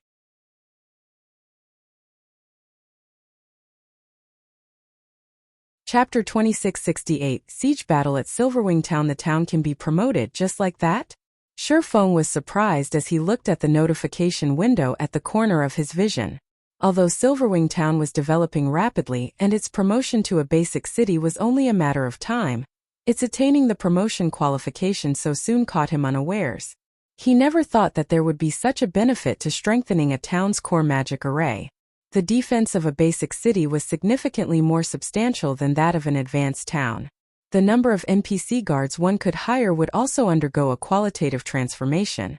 This boost was especially advantageous for strongholds located in the Orc Empire. Recently, more and more players had started operating in the Orc Empire. Due to the very low number of player strongholds there, any stronghold that could ensure the safety of its players would become extremely popular, which would, in turn, guarantee its rapid development. However, despite receiving this unexpected boon, Faux did not choose to promote Silverwing Town yet. Instead, he focused on the crimson light pillar that had appeared at the center of the room. He then took out piles of magic crystals and started channeling the mana of the light pillar into Silverwing Town's various magic arrays. While upgrading Silverwing Town now would indeed raise its defensive capability by a significant margin, doing so would come at a great price. All the players inside the town would be teleported out of the town during the promotion process. With the Faux Saint army approaching, there was simply no time to upgrade Silverwing Town. Otherwise, Zero Wings members might have to fight the millions of Faux Saint monsters without the help of the city's defensive structures. Moreover, now that he had strengthened Silverwing Town's core magic array, its performance would surpass even that of the core magic arrays of ordinary basic cities. There was simply no need to take such a big risk. The rampaging mana inside the hall started flowing into the core magic array. Together with the mana the magic crystals released. The core magic array then directed this mana into the various magic arrays throughout Silverwing Town, reinforcing them. 3 arrays, 6 arrays, 9 arrays. As Silverwing Town's magic arrays got strengthened one after another, the town's ambient mana changed. By the time half of Silverwing Town's magic arrays were strengthened, a layer of red mist had appeared above the town, enveloping it completely. Quick look! Why is there a red mist above the town? What's going on? Is this Zero Wings doing? It's highly possible. The ambient mana seems to have become slightly wilder. So long as we use this mana, the power of our skills and spells should increase substantially. With this, we should have an easier time repelling the Faux Saint army. The players in Silverwing Town quickly noticed the changes to the town's mana, and could not help discussing them. Many of the adventurer team members preparing for battle relaxed slightly. Silverwing Town was one of the few player strongholds in the Orc Empire that were open to independent players. Hence, many independent players had decided to support Zero Wing against the approaching Faux Saint army. In addition, Zero Wing had also set up a contribution system for the players participating in the town's defense. Through this system, players could earn contribution points and exchange these points for rewards. Hence, even more independent players had chosen to stay and fight for Silverwing Town. It seems Black Flame isn't completely unprepared for this upcoming battle. Illusory Words, who currently stood on the town's wall, sighed in relief when she saw the red mist covering the town. After seeing Feng's previous performance against the Faux Saint Devourer, Crimson Emperor had decided to go all out in helping Zero Wing defend Silverwing Town. However, Illusory Words wasn't confident of success. After all, the Faux Saint monsters were simply too many. Moreover, even the weakest Faux Saint monster was at the Great Lord rank. The most they could do was persevere against the Faux Saint monster's assault. That was right. Persevere. With their current forces, repelling the Faux Saint army would be impossible. All they could do was persevere. Fortunately, Faux had killed the Faux Saint Devourer. With this, even the strongest Faux Saint monster remaining would be only at the Grand Lord rank. Silverwing Town's defensive magic array would have no problem tanking the hits of Grand Lords. Meanwhile, so long as they ensured the continuous replenishment of the energy reserves of the town's defensive magic array before they got depleted, the Faux Saint monsters would not be able to take even a single step into Silverwing Town. With the intellect of those faux saint monsters, they wouldn't bother wasting too much time on a single task. After seeing that they couldn't break through the town's defensive magic array even after several days, they would naturally retreat. It seems Black Flame has quite a few tricks up his sleeves. He's actually able to make the town's mana go berserk. With this, the strength of the town's defensive magic array should have increased by quite a bit. While the town's defensive magic array has indeed been improved, it will still need to withstand all those faux saint destroyers. You should know that faux saint monsters have destroyed NPC cities before. What can a guild town possibly do against an army of them? The various superpowers members hidden inside the town disdained the transformation to Silverwing town's mana. They also considered Faux very foolish. While the performance of the town's defensive magic array had indeed improved significantly, there was still a limit to the magic array's energy reserves. Faced with the attacks of tens of thousands of Grand Lord-ranked faux saint destroyers, how long could the magic array's energy reserves possibly last? Even the defensive magic arrays of NPC cities had fallen swiftly before the faux saint monsters. In fact, many of these NPC cities also had a large number of level 150 NPC guards and a level 180 tier 3 magistrate to defend them. In the end, the faux saint monsters still managed to drain the defensive magic array's energy reserves and destroyed the cities. Shortly after Silverwing Town's transformation, news of it quickly reached the Fire Dragon Empire's Flame Dragon City. Interesting. Since he's able to agitate the mana of a town to increase the performance of the town's defensive magic array, it seems he didn't offend those faux saint monsters in Saint's hand without any forethought. A smirk appeared on Cold Shadow's face when she read the report she just received. What a pity. This development might have posed a problem for those faux saint monsters in Saint's hand a few days ago, but it is futile now. After Cold Shadow said so, she turned her gaze to the video livestream playing before her. What this livestream showed was none other than the faux saint army that was marching towards Silverwing Town, and was currently within 5,000 yards of Silverwing Town already. The monsters were so numerous that they covered all the land around Silverwing Town. From what she could see, there were easily more than 100,000 faux saint destroyers there, almost double the initial projections. Moreover, aside from the faux saint destroyers, there were also quite a few gigantic figures moving amidst this army, and the other faux saint monsters clustered around these gigantic figures. At this moment, White Feather entered the VIP room Cold Shadow occupied and said respectfully, "Vice Guild Leader, the various superpowers representatives have arrived already. Should we head over now?" "Alright, let's go." Cold Shadow nodded. She then dismissed the video playing before her, and left the Scorching Flame restaurant. At the same time, the players standing guard atop Silverwing Town's walls were dumbfounded by the sight before them. How is this possible? No, this can't be real. This must be a joke. When the players standing on the walls looked at the massive army before them, despair and reluctance overwhelmed them. 8. There were 8 mythic-ranked faux saint devourers. Is this the strength that Saint's hand has been relying on all this time? Illusory Words, who similarly stood on the town's wall, could not help a bitter smile when she saw the 8 faux saint devourers. She had anticipated that Saint's hand had kept a trump card hidden. Otherwise, it wouldn't have had the confidence to take action so close to Silverwing Town, nor would it have put its precious mythic-ranked faux saint devourer at such great risk. However, she never thought that Saint's hand had actually managed to produce so many faux saint devourers already. At this moment, even the various spectating superpowers were stunned by this situation. Too strong. The faux saint army boasted not only over 100,000 faux saint destroyers but also 8 faux saint devourers. With such a force, let alone destroying Silverwing Town, even capturing one of Star Moon Kingdom's main cities wouldn't be a problem. After all, the only real threat in main city-ranked NPC cities was the level 180, tier 4 magistrates tasked with defending them. As for the remaining level 150 NPCs that were at tier 2 or tier 3, while they did pose a problem, they weren't undefeatable. At the same time, several thousand players wearing the guild emblem of Saint's hand were hiding in a forest several thousand yards away from Silverwing Town. Among them, 1,000 magical class players were currently drawing a gigantic and complex magic array, which constantly drew on the ambient mana and reduced its density. Black Flame. I'll show you just how foolish your previous actions are, and make you regret everything you've done. Thousand Eyes, who currently radiated an extremely weak aura, sneered as he looked at the Silverwing town displayed on the magic mirror before him. No, I should say that you won't even have time to regret. Your Silverwing town will turn to dust before you know it. Read latest chapters at Wuxia World. Meanwhile, inside Silverwing Town's Townlord's mansion, while Feng was quietly inspecting the performance of the town's strengthened magic arrays through the core magic array, Yulan burst into the room with an ugly expression on her face. Guild leader, according to the information we received from the walls, aside from over 100,000 Faux Saint Destroyers, the Faux Saint army this time also has 8 Faux Saint Devourers, Yulan said in a grim tone as she gazed at Feng.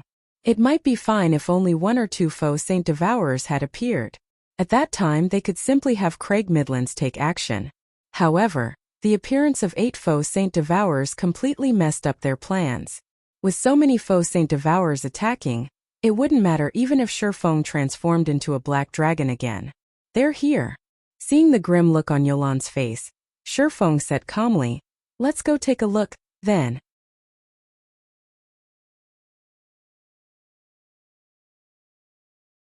Chapter 2669 Power of Mana Silverwing Town, Main Gates Wall. Currently, a large number of players were trying to squeeze their way up to the top of the wall, which was over a dozen meters high, to get a better look at the Faux Saint army. However, when these players arrived on top, every one of them found the scene that greeted them shocking. The Faux Saint monsters were so numerous that their figures dotted the land all the way to the horizon. Moreover, even the weakest among them was a level 110 Great Lord. As this endless army of monsters gradually encircled Silverwing Town, it looked as if night had descended. This scene alone already evoked fear in everyone. Why are there so many mythic-ranked Faux Saint Devourers? Can we really stop them? Panic and despair swept through the independent players that had chosen to help defend Silverwing Town, as they stared at the scene before them. Originally they thought that, with over 300,000 players fighting for Silverwing Town, combined with the town's defensive magic array, they should still have a chance to emerge victorious.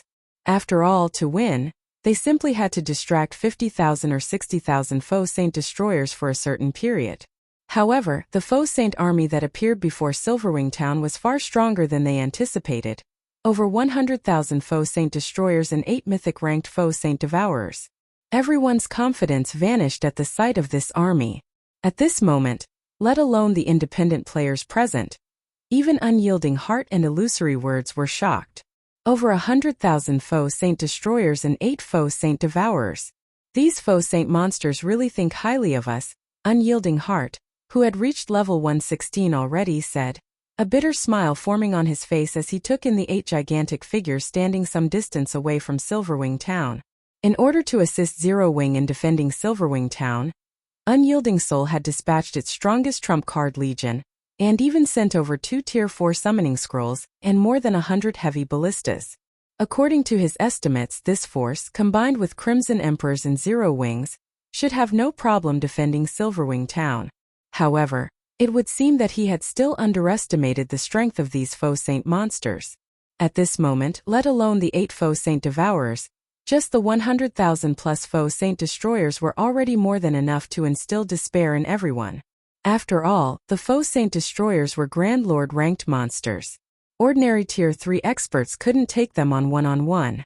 Only multiple people working together, with the help of the town's war weapons, could prevent these Faux Saint Destroyers from attacking the town's defensive magic array and walls. As for the Tier 4 creatures they could summon, these things would be far from adequate against tens of thousands of Faux Saint Destroyers. The only thing these summoned creatures could do was defend a portion of the town's walls, and reduce the pressure the town's players faced. However, with the 8 Faux Saint Devourers around, these Tier 4 summoned creatures wouldn't even be able to lessen the pressure on the town's defenders. Illusory Words nodded in agreement with Unyielding Heart's words, complex emotions flickering in her eyes. We can only try our best to defend the town. A sense of powerlessness overwhelmed Illusory Words, as she looked at the Faux Saint Devourers several thousand yards away commanding the other Faux Saint monsters. Although she had confidence in Feng, she doubted that even he had expected such a powerful army to appear at Silverwing Town's doorstep. In fact, even the various superpowers did not expect the Faux Saint monsters to develop at such a frightening rate. After all, only a little more than a day had passed since Crimson Emperor had learned about the birth of the first Faux Saint Devourer, yet the Faux Saint monsters had managed to add 8 more Faux Saint Devourers to their number. Even if they could stop these Faux Saint monsters for a day, it was highly unlikely they could stop these monsters for 2 days. During the time everyone was sighing and feeling powerless, a golden beam of light suddenly appeared in a forest some distance away from Silverwing town, shooting straight into the sky. Even from several thousand yards away, the beam was clearly visible. Along with the appearance of this golden beam, the dusky sky became as bright as day. At the same time, the density of the mana surrounding Silverwing town thinned out considerably as if something sucked the ambient mana away. Now, even players who weren't particularly sensitive to mana felt a slight discomfort. This is the Soul Annihilation Curse. Illusory Words' complexion turned indescribably grim when she saw the pillar of mana rising into the sky. Are Saint's Hands people crazy? They actually used such an area-sealing curse. The Soul Annihilation Curse was a super rare sealing barrier in God's domain. When activated, it could lock down a very large area, preventing players from leaving the sealed space while the barrier was still up, and thin out the mana within the barrier. Meanwhile, not only would players that died within the barrier suffer a much more severe death penalty, but their souls would be weakened for 15 days as well. The cost to activate the Soul Annihilation Curse was equally astonishing. The permanent sacrifice of 1,000 level 100+, Tier 2 magical class players and 100 Tier 3 magical class players. This was a permanent death they were talking about. The players that activated this magic array would have their game characters permanently deleted, and they would have to start all over again if they wished to continue playing. Due to this reason, although quite a few superpowers had obtained the Soul Annihilation Curse, none of them ever dared to use it. However, as Silverwing Town's players stood dazed in shock, a gigantic magic mirror suddenly appeared above the town. It displayed Saint's Hands members, and standing at the lead of these players was none other than Thousand Eyes, whom Faux had killed just recently. Black Flame, you didn't see this coming, right? Thousand Eyes sneered. I said that you'd regret it. Weren't you very powerful? Now, I'll have you watch as everyone in Silverwing Town gets devoured by the Faux Saint army. When Thousand Eyes' chilling words echoed throughout Silverwing Town, the players in the town shuddered involuntarily. This was simply madness. Saint's Hand had sacrificed not only 1,000 level 100+ Tier 2 magical class players, but also 100 Tier 3 experts. This was something even super guilds wouldn't dare to do. After all, even to a super guild, 100 Tier 3 experts represented significant combat power. Zero Wing is truly doomed this time. Sure enough, Saint's Hand is filled with a bunch of lunatics. They actually dare use such a card. With this, not only will Zero Wing and all of its allies have their members devoured by those Faux Saint monsters, but they'll even have their souls weakened as well. Despite being spectators, the various superpowers members hidden inside Silverwing Town shuddered in fear when they saw the maniacal smile on Thousand Eyes' face. While everyone was falling into despair, several figures appeared above Silverwing Town's main gate. One of these figures belonged to none other than Zero Wing's guild leader, Black Flame. After arriving above the main gate, Faux glanced at the magic mirror in the sky and said nonchalantly, "How noisy. Isn't it just a soul annihilation curse? Do you think this thing is good for anything?" Although Faux did not speak very loudly, with the entire Silverwing Town dead silent right now, everyone heard his words very clearly. Hence, the entire town immediately went into an uproar. No one ever thought that even after things had developed to such a point, Faux would still dare to provoke Thousand Eyes. Was he so eager to die? Is he tired of living? Pretending to be calm. We'll see how he continues pretending. I'm guessing that Black Flame must have realized the hopelessness of the situation, and is merely sassing to get the load off his chest. When the various superpowers members saw Feng's calm expression, and heard his bold claim through their magic mirrors, they could not help scoffing. The Soul Annihilation Curse itself indeed did not pose any direct threat to players.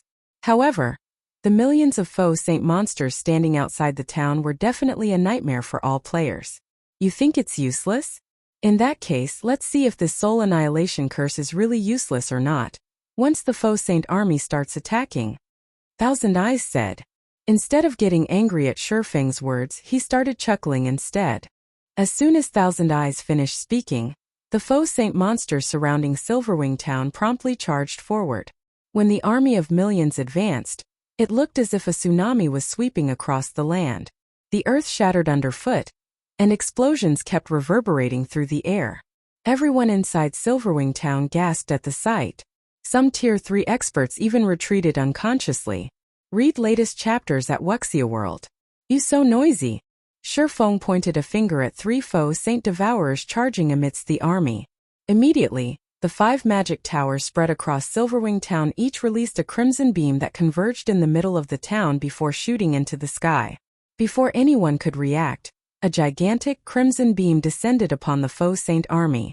The instant the crimson beam made contact, the earth shattered. Immediately afterward, the crimson beam expanded into the surroundings until it covered a 300-yard radius. When the beam disappeared, almost everything within the AoE had vanished without a trace.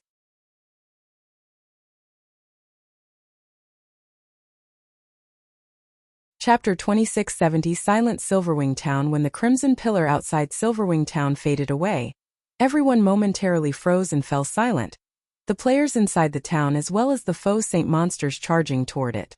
For a moment, time seemed to stop for Silverwing Town and its surroundings. Just one hit. Aside from the Grand Lord and Mythic ranked Faux Saint monsters, everything within the Crimson Beam's 300-yard radius had disappeared into the void. Not one of the 10,000 or so Faux Saint saboteurs caught within the area survived. The magnitude of this attack was simply unbelievable. As for the Faux Saint destroyers and Faux Saint devourers that remained alive, they were clearly heavily injured. Moreover, the Faux Saint devourers were barely able to move, and they were currently struggling to escape the void that formed around them. The Faux Saint destroyers were incapable of moving at all, only able to watch helplessly as the void slowly enveloping them closed and trapped them for the rest of their lives. This, Illusory Words and Unyielding Heart were momentarily at a loss for words when they saw this scene, shock and excitement flaring in their eyes. This attack was simply too absurd. This one attack not only exiled close to 1,000 Faux Saint destroyers to the void, but also heavily injured 3 Faux Saint devourers. This outcome reduced the pressure Silverwing Town's defenders had to face significantly. Meanwhile, when Saint's Hearts members saw this scene through their magic mirrors, they were similarly stunned. They never thought that Silverwing Town's magic towers possessed the power to heavily injure the Faux Saint devourers. You just heavily injured 3 Faux Saint devourers. This battle is nowhere close to over. Thousand Eyes said nonchalantly when he saw Silverwing Town's players revealing joyous expressions. It was very normal for war weapons to wreak large-scale destruction in a siege battle. While the power of Silverwing Town's magic towers somewhat exceeded their initial estimates, this difference would not affect the overall picture. For the Faux Saint army, which consisted of over 4 million monsters, a loss of 10,000 monsters was practically negligible. Not to mention, the magic towers' attack had a very long cooldown. By the time the magic towers were ready to attack again, the Faux Saint monsters would have long since arrived before Silverwing Town. Moreover, the Faux Saint army went berserk because of the magic towers' attack. After the 5 remaining Faux Saint devourers let loose angry roars, the other Faux Saint monsters resumed charging at Silverwing Town with even greater ferocity, their speed at least 20% faster than before. Upon seeing this, the defending players standing atop Silverwing Town's walls could not help growing nervous. The magic tower's combined attack was indeed astonishing, but the Faux Saint monsters, which had managed to instantly fill the gap in their battle formation, were even more astonishing. These monsters made it seem as if the previous attack never happened at all. All ballistas and turrets prepare to fire. Aim for the densest locations as much as possible. When the Faux Saint army resumed its advance with even greater vigor, Unyielding Heart, who had commanded dozens of large-scale battles, immediately shouted out the necessary orders. At his behest, Silverwing Town's defenders promptly recovered from their fear and prepared to attack. All magical units, start chanting your incantations. Make sure those destroyers don't get close to the walls. Similarly, Illusory Words commanded the magical class players standing atop the walls to prepare their spells. Afterward, she started chanting a Tier 3 curse of her own. As commands were issued one after another, the nervous and frightened defenders also gradually stabilized their emotions. For a time, the defenders watched quietly as the Faux Saint army closed in. 1,300 yards. 1,200 yards. 1,000 yards. Fire! Unyielding Heart shouted.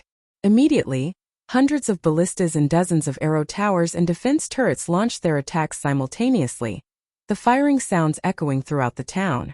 In the next moment, several hundred blazing streaks of light descended on the Faux Saint army like a meteor shower, the attacks shaking the ground and kicking up dust and dirt. Tens of thousands of Faux Saint monsters were also sent flying into the air, and huge craters formed wherever the attacks landed. The sight was simply spectacular.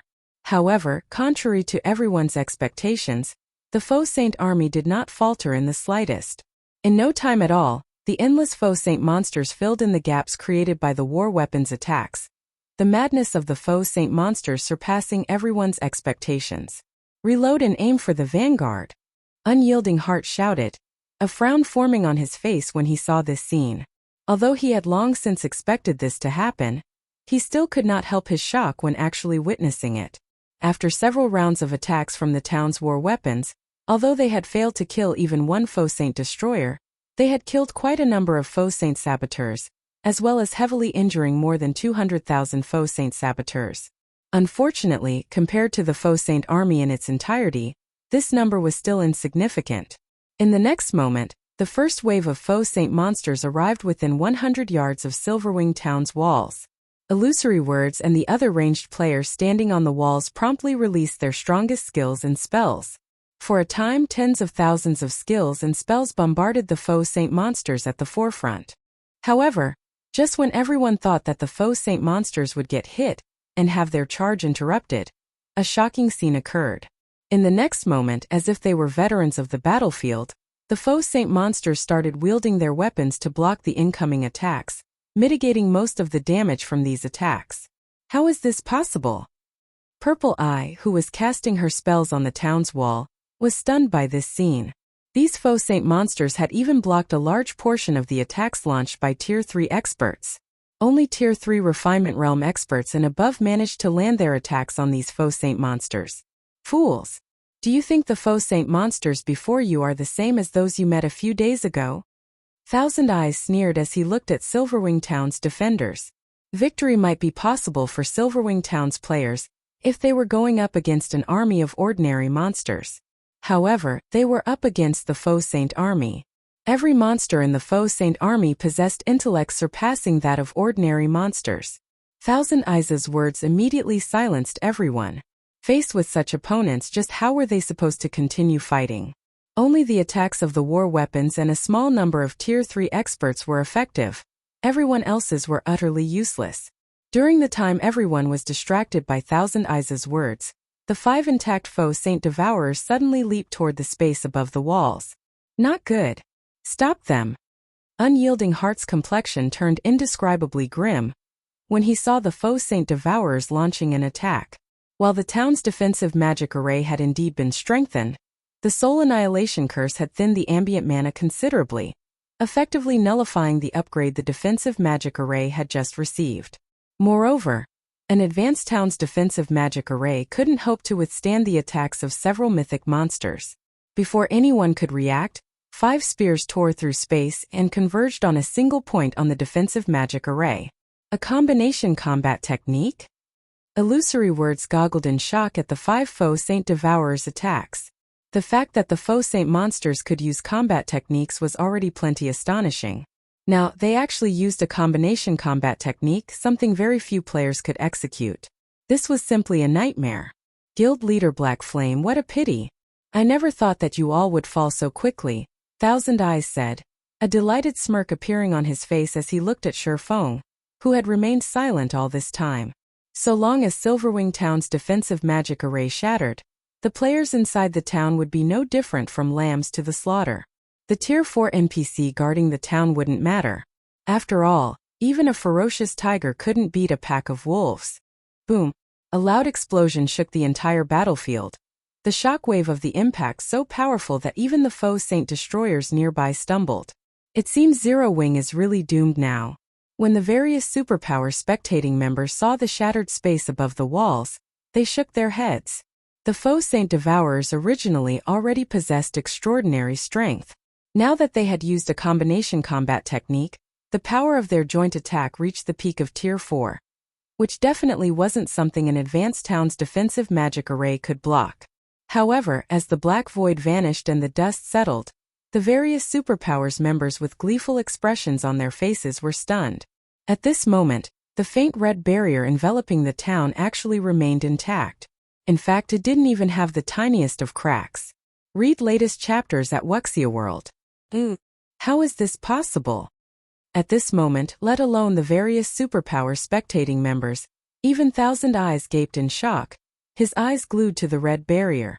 This was a peak Tier 4 attack they were talking about. During the time the entire battlefield had fallen silent, a voice suddenly came from the town's main gate and echoed throughout the battlefield. Is that it?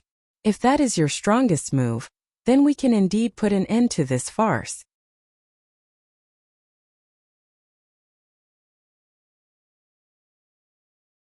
Chapter 2671 Powerful Faux Saint Army. As Shifeng's words echoed throughout the battlefield, a gigantic phantom world suddenly manifested in the sky above Silverwing town.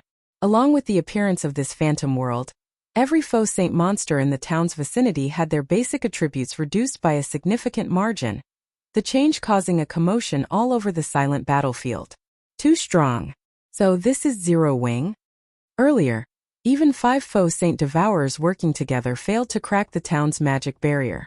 Now that every one of these Devourers has been weakened, these Faux Saint monsters should be impotent against the town's barrier for a short period. Previously, everyone had already fallen into despair over the Faux Saint army's strength. They never thought that Silverwing town's defensive magic array would be so powerful that even a peak Tier 4 attack couldn't even scratch it. Meanwhile, so long as the town's defensive magic array remained up, the Faux Saint monsters wouldn't be able to touch any of the players inside the town.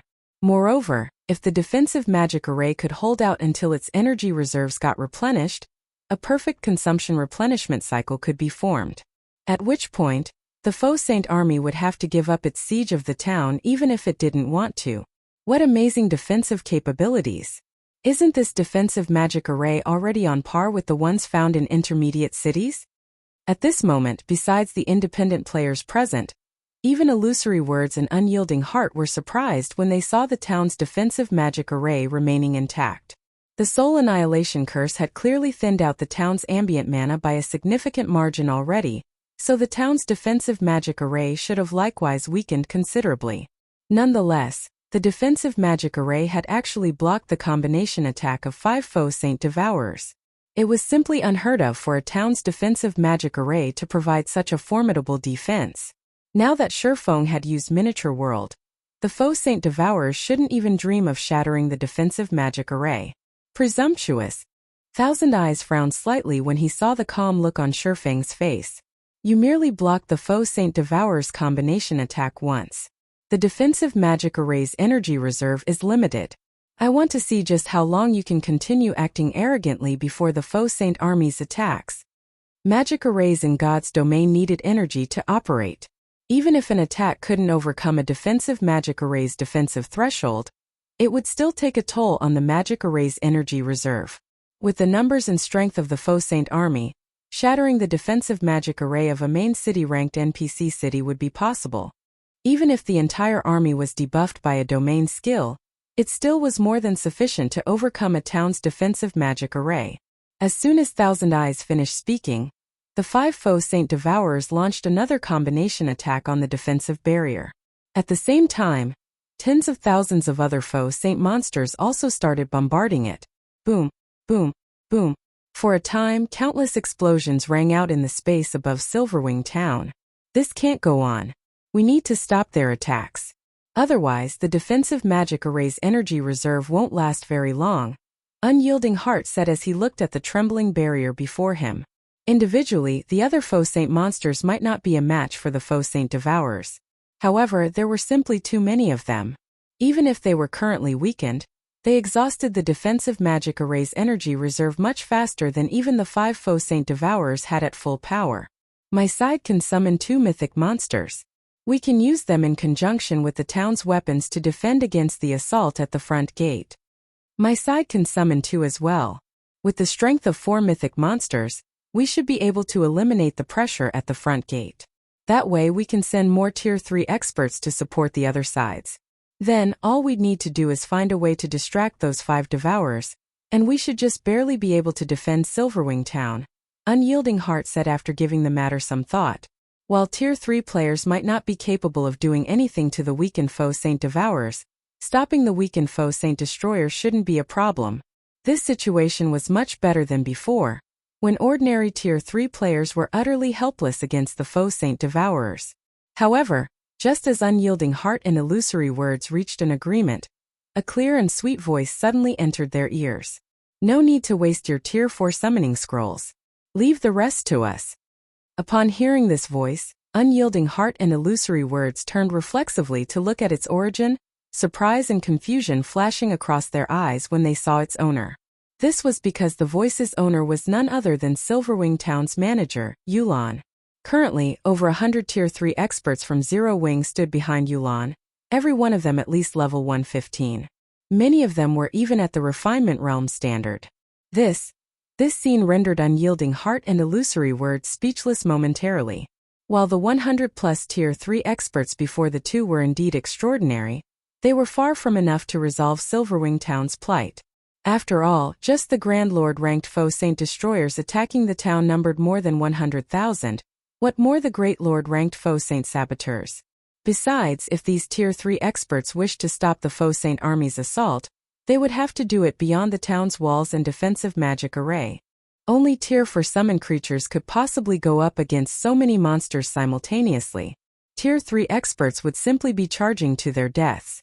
However, before Unyielding Heart and Illusory Words could say anything, Yulan suddenly waved her hand forward. Immediately, every one of Zero Wing's reserve main force members left afterimages as they split up and made their way toward the various sections of the town's walls.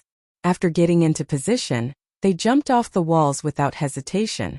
Have these Zero Wing members lost their minds? The independent players fighting above the town's walls gaped, stupefied, at the actions of Zero Wing's reserve main force members. As for the various superpower spectating members, they too could only gape in shock at this scene. In their opinions, Faux was already plenty crazy. However, these Zero Wing members seemed to be even crazier. Even Tier 3 peak experts would not dare charge into a horde of level 120+ Great Lord and Grand Lord ranked Faux Saint monsters, yet these Zero Wing members, who were nowhere near the Void Realm standard, had actually done so without hesitation. What were they playing at? Fools that are tired of living. Thousand Eyes sneered when he saw Zero Wing's members jumping off the town's walls. The Faux Saint monsters might have had their basic attributes reduced, but their combat standards remained unaffected. Even the weakest Faux Saint Saboteur was not an opponent ordinary Tier 3 experts could hope to match. He could already foresee the scene of the Faux Saint monsters devouring Zero Wing's members in the blink of an eye. Read latest chapters at Wuxia World. You in front of Silverwing Town's front gate. Just as Yulan was about to come into contact with the several Faux Saint destroyers there, she suddenly took out 2 summon guard scrolls from her bag and activated them.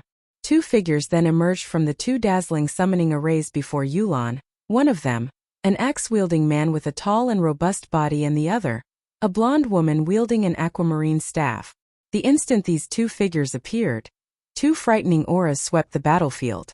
Every player on the battlefield shuddered in response. In the next moment, the axe-wielding man transformed into a tornado that blocked all the Faux Saint Destroyer attacks aimed at Yulan. In addition, the tornado sent several dozen Faux Saint Destroyers and over 100 Faux Saint Saboteurs nearby flying over 30 yards away. In the blink of an eye, a clearing appeared before the town's front gate. As Yulan landed, the blonde woman beside her also happened to complete her spell. In the next moment, the battlefield shook as a gigantic rift up to 300 yards long opened up on the battlefield. Not only did the rift separate the Faux Saint monsters from Silverwing Town's walls, but it also devoured several thousand Faux Saint monsters, which suffered over -5 million damage each. All of this happened in just a brief moment. You're tuning in to the Li Mei's Sword of Destiny YouTube channel. We're so grateful for your support, and don't forget to subscribe to join us on this incredible journey through captivating stories. Your generosity through donations truly makes a world of difference. as it's the primary source of revenue that allows me to expand and enhance this channel for you. Thank you from the bottom of my heart for being a part of this adventure.